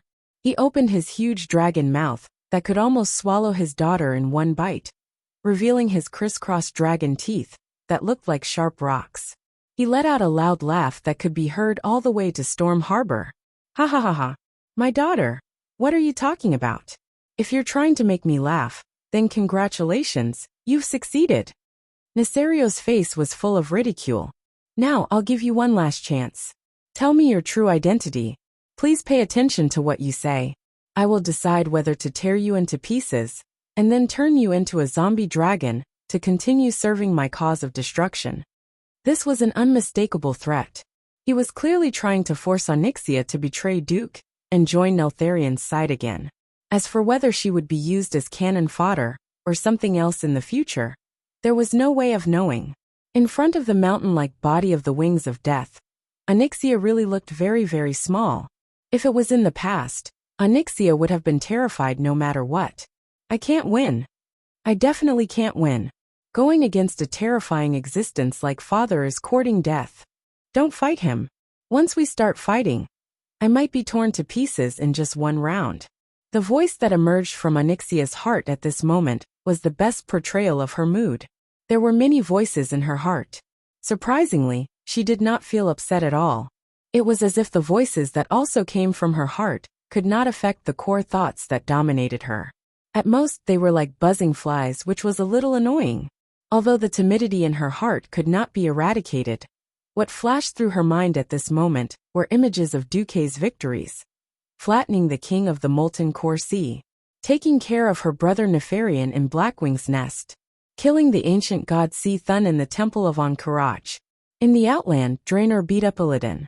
The Sunwell was stuck in Kil'jaeden. Oder beat up Yogg-Saron. He destroyed the Lich King Arthas at the Iceground Fortress. Onyxia did not know how far Duke's undefeated legend could go, but it seemed that this was far from Duke's limit. It was enough for him to stand with the victors. As for his father, he, a loser who had been killed by Duke once still had the nerve to bark? She did not know when it started, but in Onyxia's eyes her father, who was incomparably huge, seemed to have become small. His threatening words were more like the whimpers of a dog, not worth mentioning. Onyxia's dragon face revealed a very human-like expression of mockery. Who am I? Of course I am Onyxia, the most loyal mount of the mighty demigod of the Weave, Duke Marcus. As long as Master is willing, you can ride me anytime, anywhere, and however you want. I'm also willing to kill all those who stand in my way for Master, including you, my so-called father Nesario. What a shock! What a shock! Nesario had never thought that his daughter, whom he had not seen for a long time, would lose her moral integrity to this extent. Where was his impression of the yes-man daughter, who was only fit to be his thug? Why did he feel that this female black dragon in front of him, who looked exactly the same, was so unfamiliar? Nesario had yet to react. The black dragon princess, who had lost her moral integrity, continued shamelessly. Poor Nesario, haven't you had enough of being a toy of the ancient gods? Since my master can kill you once, he can kill you countless times, until you are completely erased from the river of time. Your so-called backer, N'Zoth, is nothing more than this. As long as he dares to show his face, he will be besieged and killed by Master, just like his companions Sea Thun and Yogg-Saron. Onyxia was so proud of herself, like a fox exploiting a tiger's might. Nesario could not believe his ears, and it took him a full 3 seconds to react. Enough! You're a disgrace to the Black Dragons. Scum of the dragons! You've lost all the face of the WRMS. Face? I'm the Dragon of Justice, who turned over a new leaf, and successfully joined the ranks of the dragon aspects. There's nothing to be ashamed of. Even Alexstrasza has tacitly agreed that I'm Master Duke's mount. I'm so disappointed. It seems that you've been completely brainwashed by that despicable human. Brainwashed? You've obviously been brainwashed by N'Zothas, murmurs of the ancient gods. The black dragon did not lose to her father when it came to trash talking. He had been reduced from a proud dragon aspect to a slave of an ancient god. Although he knew deep down that it was indeed the case, Nesario had never been willing to admit it. It was bad enough that his daughter was extroverted, but she was still frantically digging up old wounds. This was simply intolerable. Ow, the ancient gods are the true rulers of this world. Since these shameless lowly creatures have stolen this world, I will completely purify this world on behalf of the ancient gods, and then rebuild a great world that belongs to the elements. In a fanatical atmosphere that he had created, Nesario's IQ seemed to have plummeted, and he suddenly shouted slogans. Crazy, capricious. This was also one of the important reasons why Onyxia was afraid of her father in the first place. But at this moment, she felt that her so-called terrifying father was nothing more than this. That was because her experience had changed her view. Different perspectives meant different views. In the face of Nesario, who had begun to charge at her, Onyxia spat out a fireball. This fireball seemed to be no different from the ones she usually used. Nesario did not care. When he realized that he could not use his wings to fan away the fireball that was coming straight at him, he raised a huge claw and slapped it. Bang! With a loud bang, the fireball hit the tip of the claw and exploded. The scorching airflow rippled the air around the claw. Due to the rapid change in the temperature of the atmosphere, the field of vision there looked a little blurry and distorted. Something unexpected happened. The tip of the dragon claw, which was wrapped in earth elements and collided with the fireball, exploded on the spot. Onyxia clearly saw that a section of the fingertip was blown off by the explosion. Under the impact of the explosion, it flew dozens of meters away, then fell in an arc towards the sea. Wait a minute! What the hell is this? At this moment, Onyxia suddenly remembered the first sentence that Duque said when he ordered her to fight. I'll leave that coward wing to you, coward.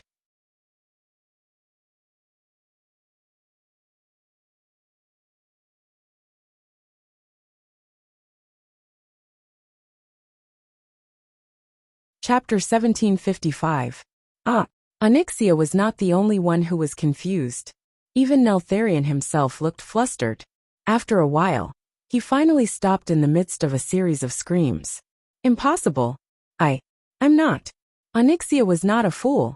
On the contrary, she was a highly intelligent character the moment she appeared.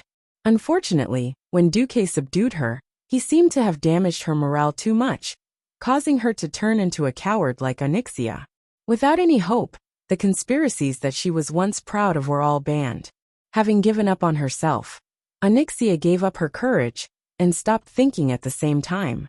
She regarded herself as a simple mount, which made her look like she was under the monkey-style reduction spell. At this moment, Onyxia knew at a glance that the giant dragon in front of her was not her father. At least this body was not. She suddenly realized that if the one who had attacked was really Nesario, would Duque have allowed her to bicker with her father for so long? He would definitely have brought a large team to attack. Onyxia narrowed her eyes. Poor Nesario, you don't have the fear and dignity of the wings of death anymore. You're just a toy of Enzoth. You didn't even realize that your consciousness was attached to a stone dragon made of evil magic. No, my body was only damaged by that bastard Maligos. Nesario defended himself. How can you say such shameful words when your remains were insulted by your own brother? It seems that you're no different from me, right? The Black Dragon Princess, who had made up her mind, immediately spat out her venomous tongue happily. Oh no, you're already dead. My late father. You can no longer feel the beauty of life. Although I look a little shameful, when Master Duque becomes a true god in the future, I can also become the most powerful oracle. When Onyxia said this, Duque, who was in Stormwind City, had already face-bombed. He could not bear to look anymore. Perhaps this was the price. Sometimes it was difficult to have the best of both worlds. He had subdued the Black Dragon Princess, only to find that she had lost all her integrity. Sure enough, when it came to conquering, the most important thing was the process of conquering, not the result. All right, Onyxia, get rid of this stone doll. Duque ordered the Black Dragon Princess through the soul link. Yes, sir. My master. Onyxia seemed to have been injected with adrenaline and rushed over while howling. He opened his mouth and spat out fireballs. This wasn't a fireball from the era of the molten core. Although Duque had confirmed through the magic net that the dragon made of rock and fire elements was a fake, as soon as he popped out of Nesario, Duque did not dare to take it lightly. If things went wrong, Onyxia's journey of gathering her courage would become a journey of sending food to her death. Hence, as a reward for her long loyalty, Duque gave her a small portion of the control over the fire element. This portion was not a portion in the ordinary sense, but a portion of divinity. The portion of the control over the fire elemental realm that Duque had obtained from Ragnaro's clone in the molten core was actually not much. But in order to give the loyal Black Dragon some confidence and hope, Duque reluctantly gave her a third of it. That was because in Duque's eyes, there was already a bigger cake placed in front of him. The cataclysm had already begun, and the 4 major elemental realms were extremely close to Azeroth.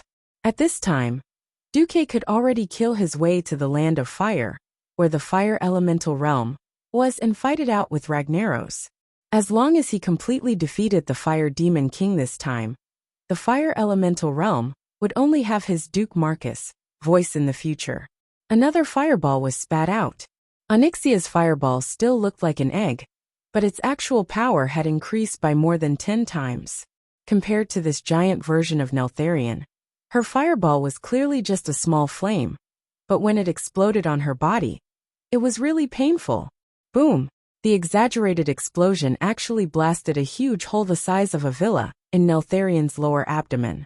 Under that thick rock layer, there was no flesh, no bones, only dry and tasteless rocks. No matter how weak Onyxia was, she was still a demigod dragon. It was not difficult to beat up a fake that only had a good appearance. Onyxia, who disliked using flames to bombard too slowly, completely got rid of the fear that her father had brought to her this time.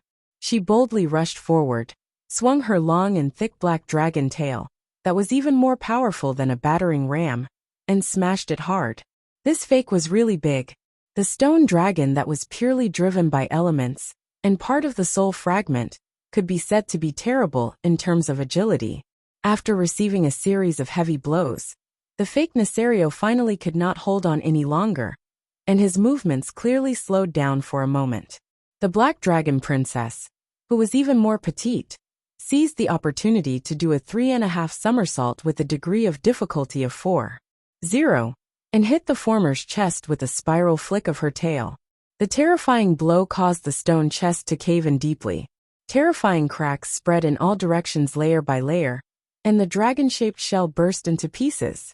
The remnant soul of Nesario, which was attached to the stone dragon body, let out a shrill soul wail.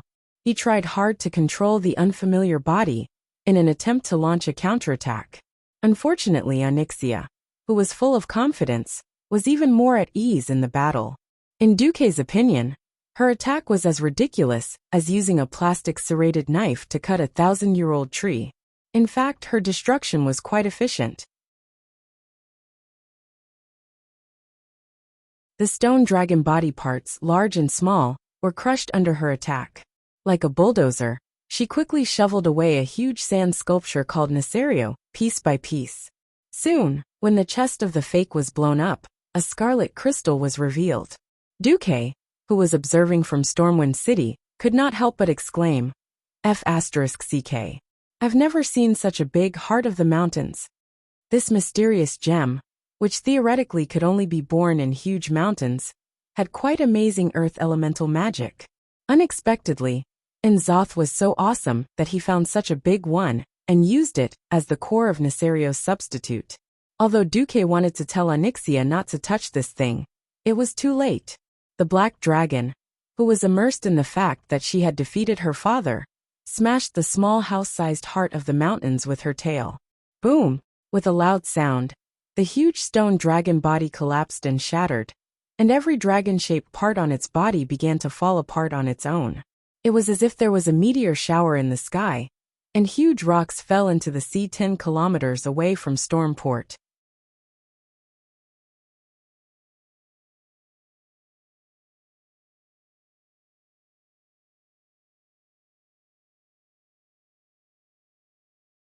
Chapter 1756.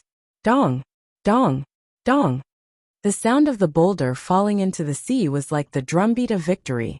Onyxia's heart leaped with joy. Haha! I finally dared to make a move against father. Sure enough, even that fellow Nesario is afraid of Duque. The Black Dragon's words naturally had 2 meanings. First, she had finally surpassed herself and dared to use her dragon claws on someone she once thought to be absolutely terrifying, and someone she would never dare to disobey.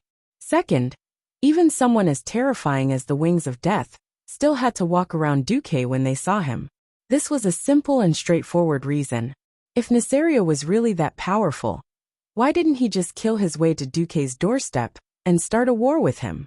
From the beginning to the end, Duque had released his elemental fluctuations and clearly told all his enemies, "I, Duke Marcus, am waiting for you in Stormwind City." Perhaps it could be said that Duque was arrogant, but it could also be said that Duque was sinister. After all, whoever dared to come to Stormwind City would be swarmed by the demigod powerhouses who had been waiting for a long time through the portal and devoured the intruder. However, Nesario was terrified. This was real. He didn't even dare to personally issue a challenge, so he sent an unpresentable stone substitute. If this wasn't cowardice, what was? Wahahaha. Nesario is terrified. Wings of cowardice.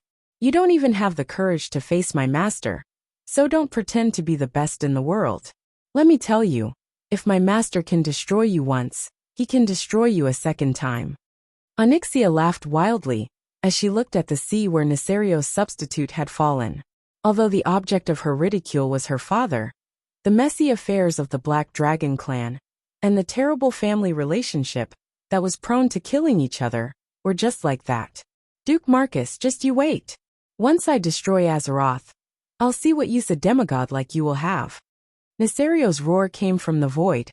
At this moment, Duque's virtual image also appeared and landed on the special seat above Onyxia's neck.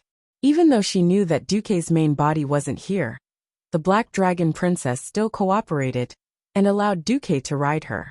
She flapped her long dragon wings and hovered in the air. Oh, since you're dead, Nesario, you should wait quietly for your soul to dissipate. Why did you come here to court death? But if you have any tricks up your sleeves, just come at me. I'll take them on. Duque raised his head at a standard 45-degree angle, exposing his nostrils in the direction of Nesario's spiritual sense. That's right. He just scoffed at it. Nesario didn't even have the guts to show his face. Similarly, Duque didn't have to come in person.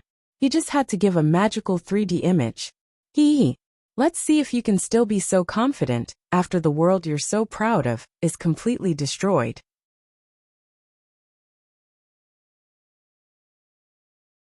After a sneer, Nesario's divine sense disappeared into the void. Phew. Duque's projection exhaled, then looked down at Onyxia. Come back first. Yes, master. Her shiny black dragon tail was wagging like a cute puppy. It was obvious that she was in a good mood. In Stormwind City, Duque quietly watched the changes on planet Azeroth through the mage's eyes that the magic net had set up all over the world. The cataclysm had finally begun. Most of the changes were as Duque remembered. The biggest problem on the Alliance's side was still the collapse of the Boulder Dam, which directly changed the landscape of the wetlands and Loch Moden. Loch Moden was the source of food for the Bronzebeard dwarfs. They couldn't expect the icy Dan Molar to produce enough food for hundreds of thousands of Bronzebeard dwarfs. It was foreseeable that the dwarves would cooperate more closely with the Alliance. The Iron Furnace Fort could only buy food with the money from selling machinery and firearms. If it became a purely industrial country, he didn't know whether to laugh or cry. Unfortunately, before the cataclysm happened, Duque couldn't say, I have a premonition that the Boulder Dam will collapse, so you guys do new work in the wetlands in advance. After all, what if the fortifications in the wetlands collapsed as well? In one of the visual images, a huge pit appeared in the middle of Stranglethorn Vale, which turned into a large whirlpool. The technical term for it was a pit fissure. However, when Duque asked Kurtiras to develop the new capital in Booty Bay, he had already taken the cataclysm into account. Not only did he avoid this pit located in the northeast of the Gurubashi Arena, but he also used 100,000 murlocs to build a giant breakwater in the shallow sea area west of Booty Bay. Once upon a time, the captains always complained that they needed to go around the huge breakwater to enter this port, which had been renamed from Booty Bay to Proudmoore City. Now none of them said a word. In fact, Nesario, who had been instigated by Inzoth, could not have done such terrifying damage alone. However, he had brought the 4 major elemental realms closer to Azeroth, which was the fatal part. Even if the will of the planet Azeroth recovered, it would not be able to stop the turbulence caused by the elemental disorder. Moreover, in order to kill Thun back then, the planet had already suffered serious injuries. To recover from injuries of this level The time needed by the will of the planet was often measured in units of hundreds of years. Even though it had suffered injuries of this level, the will of the planet only sent a vague question. If translated into human language, it would only be one sentence. What happened? N'Zoth activated the wings of death, Nisario, and brought the 4 major elemental realms closer to the main plane. However, I think we can solve it ourselves. This was how Duque replied to the will of the planet. I'll leave it to you. That was what Azeroth said. Duque knew that this was a form of trust and a promise. As long as he dealt with Nisario this time and did things properly, the reward in the future would definitely be beyond his expectations. On this side, because they had taken the most thorough precautions, the losses of the Alliance could be said to be very light. In terms of damage, it was not even as serious as the disaster that Arthas led by the Cataclysm that swept across the Lordaeron continent 15 years ago. After all, the evacuation work had been done in advance, and not many people had died. At present, it was estimated that the entire Alliance had only lost a few hundred people. In addition, most of the Alliance used reinforced concrete to build houses, and the houses that collapsed were all old wooden houses, which happened to be able to sell a wave of cement. The Iron Stove Fort was not a disaster area. The Stormwind Industrial Zone in the Elven Forest had avoided the possibility of a catastrophe when it was first established. It could be said that the industrial foundation of the Alliance was almost undamaged. As long as they spent some time, the Alliance could take the opportunity to get rid of the old and welcome the new. They could replace the old houses and backward handicrafts, and turn the entire Alliance into a blessing in disguise and usher in a new life. Phew! In the study, Duque let out a breath of turbid air. We finally made it through. Just as Duque sighed, he found that Onyxia had returned. Master, it seems that you haven't tamed a dragon for a long time, right? The black dragon's face was unusually flushed.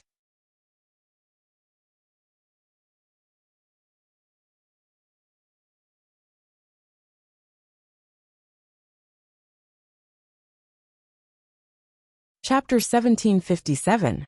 Dragons that had been adjusted by the Titans could be said to be the perfect existence at the top of the food chain.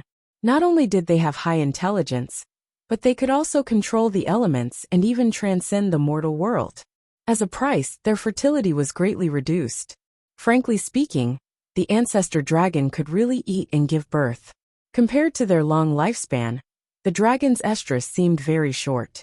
So when Duque saw Onyxia like this, his heart skipped a beat and he blurted out, "You're an estrus?" The black dragon princess, who had long taken on the appearance of Countess Katrana, blushed even more, but she became hesitant. "No, it's just that today I finally broke through my inner demons and dared to fight my father. I feel very happy. I want to repay Master. Although I have no interest in taming dragons, if Master is happy, I will be happy too." Onyxia was always passive when it came to taming dragons because of her pride. Since she took the initiative to bring it up, Duque, who had nothing to do and was waiting to see the tribe suffer, readily followed her good advice. Seeing her lift the red lace skirt with black edges and reveal the battle suit inside, Duque was dumbfounded. "You're wearing this to fight against your father? I feel that the thing you gave me will give me courage. All right, F*CK as long as you like it." Now that he was familiar with the route, Duque directly activated Dragon Cave Exploration mode. This was a rare and hardy dragon taming ceremony. At this moment, the space around Duque suddenly distorted. At first, Duque did not care. He had set up a restriction a long time ago. Unless it was a specific target, if anyone dared to open a portal within 100 meters of him, the system elf would definitely pop up a warning and automatically activate magic to seal off the surrounding space. Since the alarm was not triggered at this time, the person coming must be on the safe white list. There were not many people on Duque's white list who could tear through space and kill their way here. Duque was having a good time and subconsciously thought that it was Jaina. When Duque saw that Red Dragon Queen Alexstrasza will arrive in 30 seconds, Duque was shocked. At this moment, even Onyxia noticed the spatial fluctuations in the room. "Damn, it's Alexstrasza. Duque exclaimed. Normally, the Red Dragon Queen would never teleport so close to Duque. She must have something urgent. Alright, it just had to be stuck at the crucial point of Duque taming the dragon. Duque's life was at stake. Dumuk was on the verge of breaking down. His own wife, Aurelia, didn't even care about him, but he ran into Alexstrasza. This was like a scene where adultery was caught. No matter how fast he moved, there were still many traces that he couldn't clean up in time. The two of them couldn't help but silently say, "Don't ever get discovered," 100 times. Space was finally broken. The Queen's knee-high red boots were the first to step out. Before the humanoid Red Dragon Queen arrived, she could already hear her complaints. "Duque, what the hell are you doing? First you tacitly allowed me to come in, then suddenly locked it? I've been very busy all these years. I wouldn't have come to you unless there was something important. What's that smell?" The Red Dragon Queen tilted her head. The two curved dragon horns on her head tilted to one side, looking a little silly. "No, nothing." Duque had already opened the window for ventilation. The Red Dragon Queen sniffed hard. She wasn't a shut-in dragon who had never been to human society. After just 3 seconds, she knew the truth of the matter. "Yo, I can't believe you, Duque, actually used the current Earth Guardian dragon as a mating partner." Pfft. Duque spat out a mouthful of blood. Onyxia was so embarrassed that she lowered her head, almost burying her face in between her two dragon peaks. The Red Dragon Queen 38 took small steps and circled around Duque and Onyxia, making comments like GG from time to time. "This lady who is suspected to be the Red Dragon Queen Alexstrasza, please conduct yourself with dignity." Duque's face was dark, his forehead full of black lines. "I've always found it strange. How could the sinister and cunning Onyxia be completely tamed by you? So there's this kind of operation. So she got addicted to the game, and really thought of herself as a woman. In the end, she developed a relationship with you that transcends species?" The female detective Formosa propped her chin up and made an irresponsible deduction. "You're filthy. Do you believe that I won't bring demigods of the weave to attack the dragon slumber shrine?" Duque threatened. "No." The thick-skinned Queen 38 was resolute. "What the hell, can we even talk properly?" Duque was also furious. He might as well go all the way. He sat down and pulled the dragoness into his arms. His hands moved all over her, making a dragon roar. "Don't you want to see? I'll let you see enough." Duque was so shameless that Alexstrasza cowered. Alright. The Dragon Slumber Shrine doesn't care about the private lives of giant dragons. There's a guy from the Blue Dragon side who fell in love with a well. And there's also a guy who's infatuated with a soul doctor. It's not unusual for a female dragon to fall in love with a demigod. As she said this, Onyxia, who was in Duque's arms, visibly relaxed. "Let's get down to business." Duque quickly changed the topic. At this moment, the slightly off-track dragon queen suddenly realized something and exclaimed, "Ah, I almost forgot about business. I just felt the soul fluctuations of the ancestor dragon's father, Galakron, in the soul of Neserio's substitute." Galakron. This name was very unfamiliar to Duque.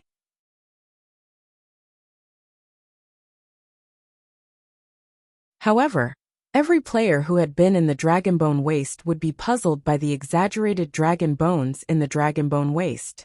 When Alexstrasza finished explaining the story to Duque, Duque muttered to himself.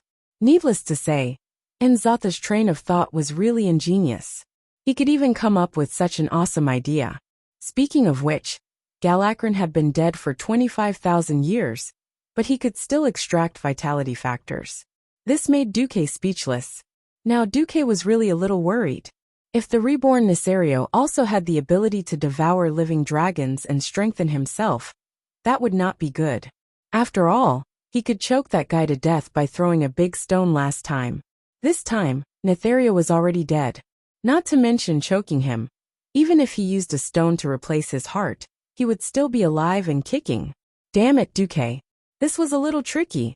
Duque, I don't know why, but I have an ominous feeling this time. Back then, the four of us could have worked together to deal with Neserio. Now that he has been resurrected by Enzoth, he must be even more terrifying. And he has Galakron's ability. If you don't help me, I really don't have any confidence. Alexstrasza showed a rare timid look.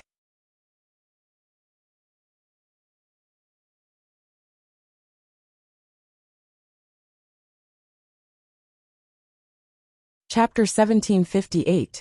Onyxia had been too ashamed to face her senior, Alexstrasza. Now, it was the Red Dragon Queen who had lowered her head. Duque could understand what she was thinking. The 5 dragon aspects were like brothers and sisters. Not only were they brothers and sisters from the progenitor dragons, but they were also companions who had been blessed by the Titans to become higher-level dragons. Killing Neltharion once was already an unbearable torment.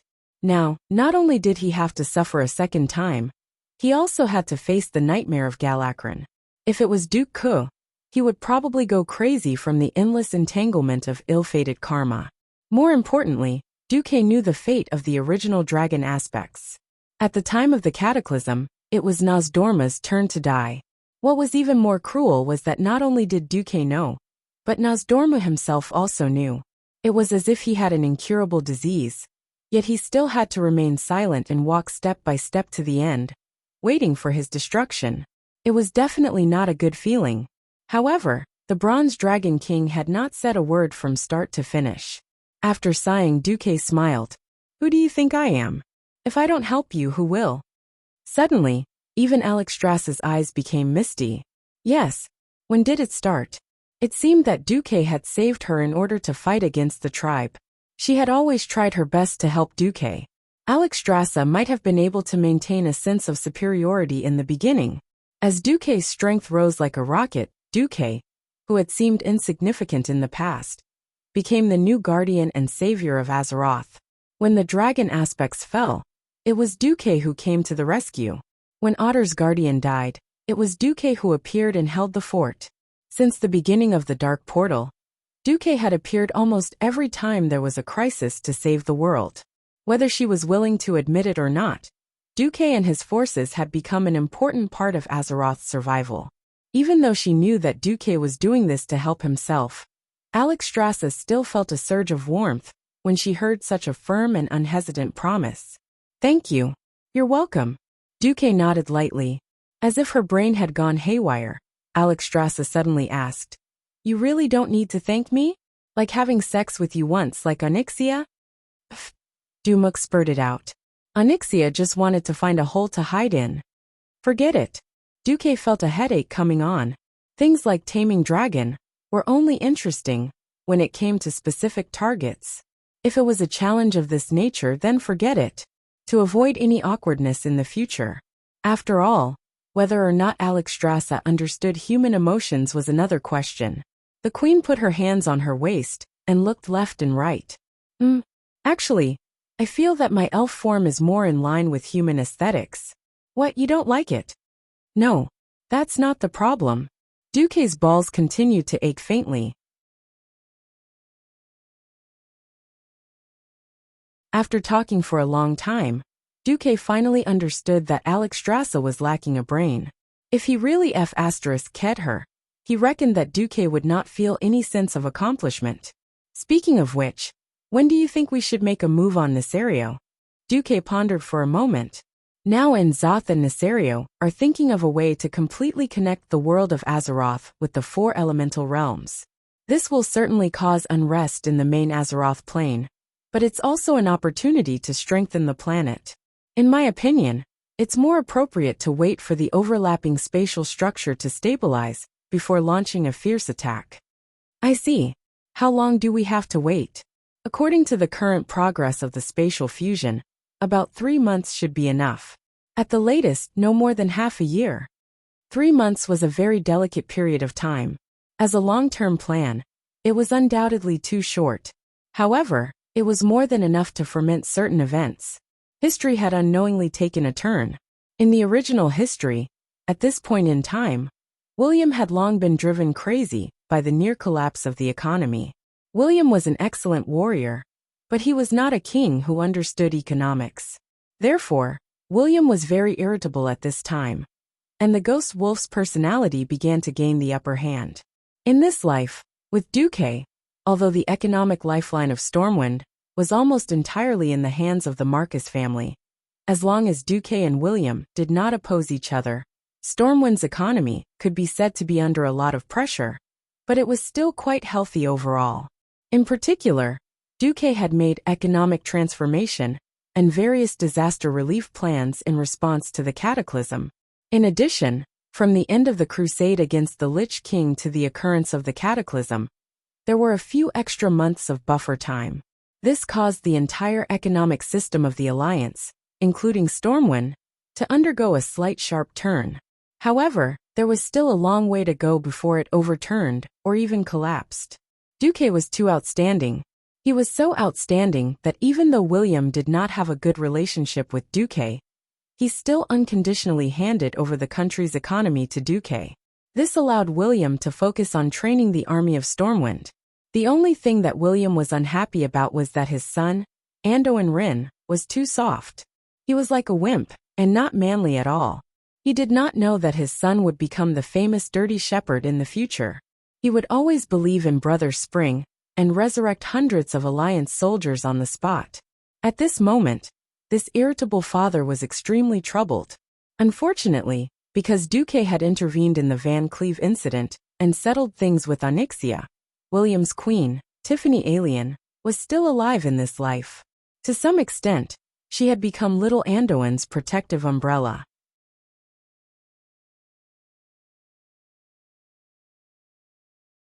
William, who was helpless against his queen, kicked little Anduin to the Bronzebeard brothers, hoping that Magni could teach him to become a great warrior. Duque had vaguely mentioned that he sensed little Anduin had other talents. But William was very stubborn at certain times. My father is a warrior. I am a warrior. Uncle Anduin Lothar is a warrior. Little Anduin must be a warrior too. Since William said so, what else could Duque do? Abduct little Anduin, turn around, and groom him into a dirty shepherd before returning him to William? William would probably fight him to the death. Hence, little Anduin had already been thrown to Magni's side before the cataclysm. Magni was especially surprised by Anduin's arrival. He had not enjoyed the joy of family life for too long. Both of his younger brothers were busy. One was guarding the northern borderline and dealing with the aftermath, and the other was obsessed with archaeology after dealing with the Lich King. His beloved only daughter had long fallen out with him. Magni treated Anduin like his own son. The Dwarf King often called the little prince to his room to eat and chat, and enjoyed the time as a father and son. He especially requested Anduin not to call him His Majesty, but Uncle.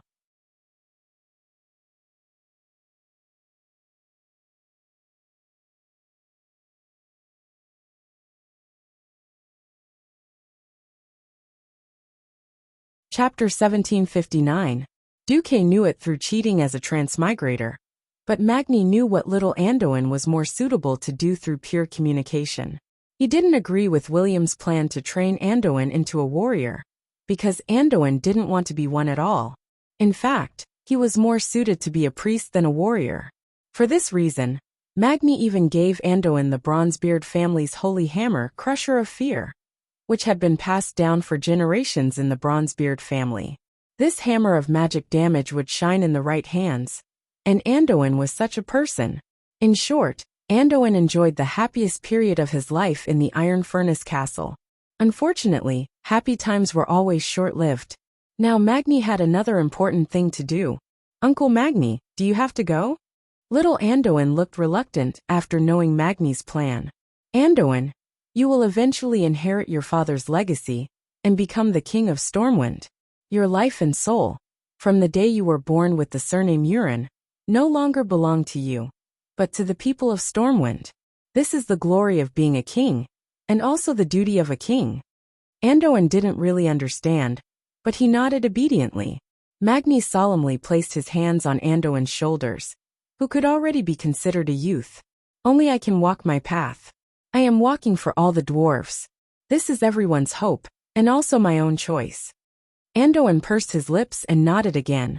Unlike the original history, this time, Magni chose his own path after knowing most of the situation. Under the guidance of Rock Warden Alcavan, Boulanger didn't have to spend much effort to find the designated stone slab in Oder. It was a treasure left behind by the Titans, and recorded on it was the method to communicate with the earth element. It was called Earth Slab. Magni knew the value of this gift from Alcavan, and took it very seriously. After some research, he looked for Duque, and expressed his wish to follow Alcavan's guidance, to conduct an ancient ritual, according to the records on the stone slab, and attempt to communicate with the earth in order to break through to the realm of demigods. I am most worried about the fate of the dwarves, and also worried that if I leave for too long, it will cause political unrest. Also, I'm afraid that the ritual will cause an earthquake and destroy the iron furnace fort, so I want to open the old iron furnace fort. In the end, Duque could not help but reveal a spoiler. No, I tried to further interpret the Titan language on the slate. Although it wasn't 100%, according to my estimations, the power of this ritual would be quite mild. The only problem is that, as an Earth type, you've probably been a demigod for much longer than Servanas and I. How long was it? Muradin, who had rushed back, asked. According to my estimation, it will probably take several years. It shouldn't be more than 10 years.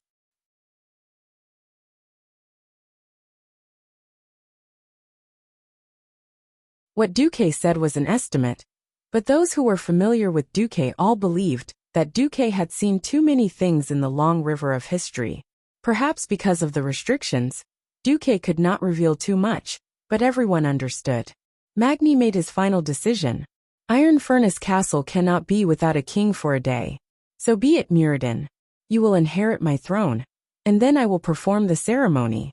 If I'm lucky enough to succeed, I'll come back and be the guardian of the Iron Furnace Fort. No, the throne is yours, big brother. I only agreed to manage the Iron Furnace Castle as the acting king when you're gone. When you return, the throne will still be returned to you. No, second brother, Big brother, you're taking a gamble for the future of the dwarves. Do you want me to bear the stigma of stealing the throne of heroes? Muradin roared with great agitation. In the end, under Muradin's insistence, Magni finally gave in and agreed to let Muradin be the acting king. It was different from the original history, where he had to communicate with the earth to seek answers, because of the elemental riots. Now Magni was doing it with a clear goal, and had arranged everything in advance. This way, even the elders of the Bronzebeard dwarves could not say anything. There was no so-called succession ceremony. It was just a gathering of the ministers, and the handover of government affairs. Muradin Bronzebeard became the acting king, and while Magni's soul slept, he held all the power of the Bronzebeard dwarven king. It's time. 3 days later, under the watchful eyes of Duque, Muradin, Bulang, Kidron Wildhammer, Rockwatcher Arcavan, and a group of dwarven elders, as well as the dwarven guards in the secret chamber. Muradin activated the ritual of connecting his soul to the earth. The earthen yellow radiance filled every inch of the magic array that extended from the stone slab. The earth bore all things. The earth nourished all things. The richness of the earth was not something that water, fire, and wind, the three more intense elements, could compare to. Under the watchful eyes of hundreds of pairs of eyes, Magni Bronzebeard's body slowly changed. It was a stiffening that spread from the soles of his feet. Arcavan used his deep voice to guide Magni. Do not be afraid. The essence of dwarves is the earth spirit. You have just returned to the roots of your race. Slow down your breathing, and let yourself become a part of the earth once again. Release your will, and slowly search for your self-worth in the earth. When you find your answer in the embrace of Mother Earth, that will be the day you become a demigod. Magni's body had crystallized. In less than 5 minutes, from his feet to his waist, then to his chest, neck, limbs, and finally even his head had turned into diamonds. It looked like Magni had completely lost his breath, and had become a diamond man.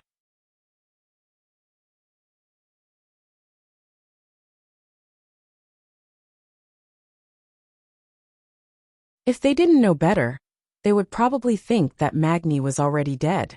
This was the case in history, and Muradin and Bulang had no intention of taking the throne, and were even more unwilling to snatch the throne of their not-yet-dead brother under such circumstances.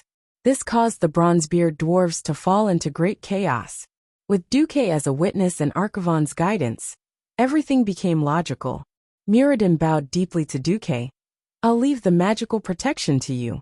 Duque bowed deeply in return. Leave it to me. After Duque spent an hour to complete a demigod-level magical protection circle, he connected it to the magic net and monitored it at all times. A team of 100 dwarven secret room guards were stationed around the magic circle. In the next few years, they would take turns to guard their king's surroundings, until Magni returned after stepping into the divine realm, or to witness Magni's true eternal death. While the dwarves were transitioning their power, a terrible political storm was brewing on the tribe's side. Thrall had lost control of the tribe. Answer me, great chief. What exactly caused the tribe to weaken and degenerate? Tens of thousands of orcs gathered in Orgrimmar's Valley of Wisdom, Valley of Power, and Valley of Spirit, letting out earth-shattering questions. You're tuning in to the Lee May's Sword of Destiny YouTube channel. We're so grateful for your support. And don't forget to subscribe to join us on this incredible journey through captivating stories. Your generosity through donations truly makes a world of difference, as it's the primary source of revenue that allows me to expand and enhance this channel for you.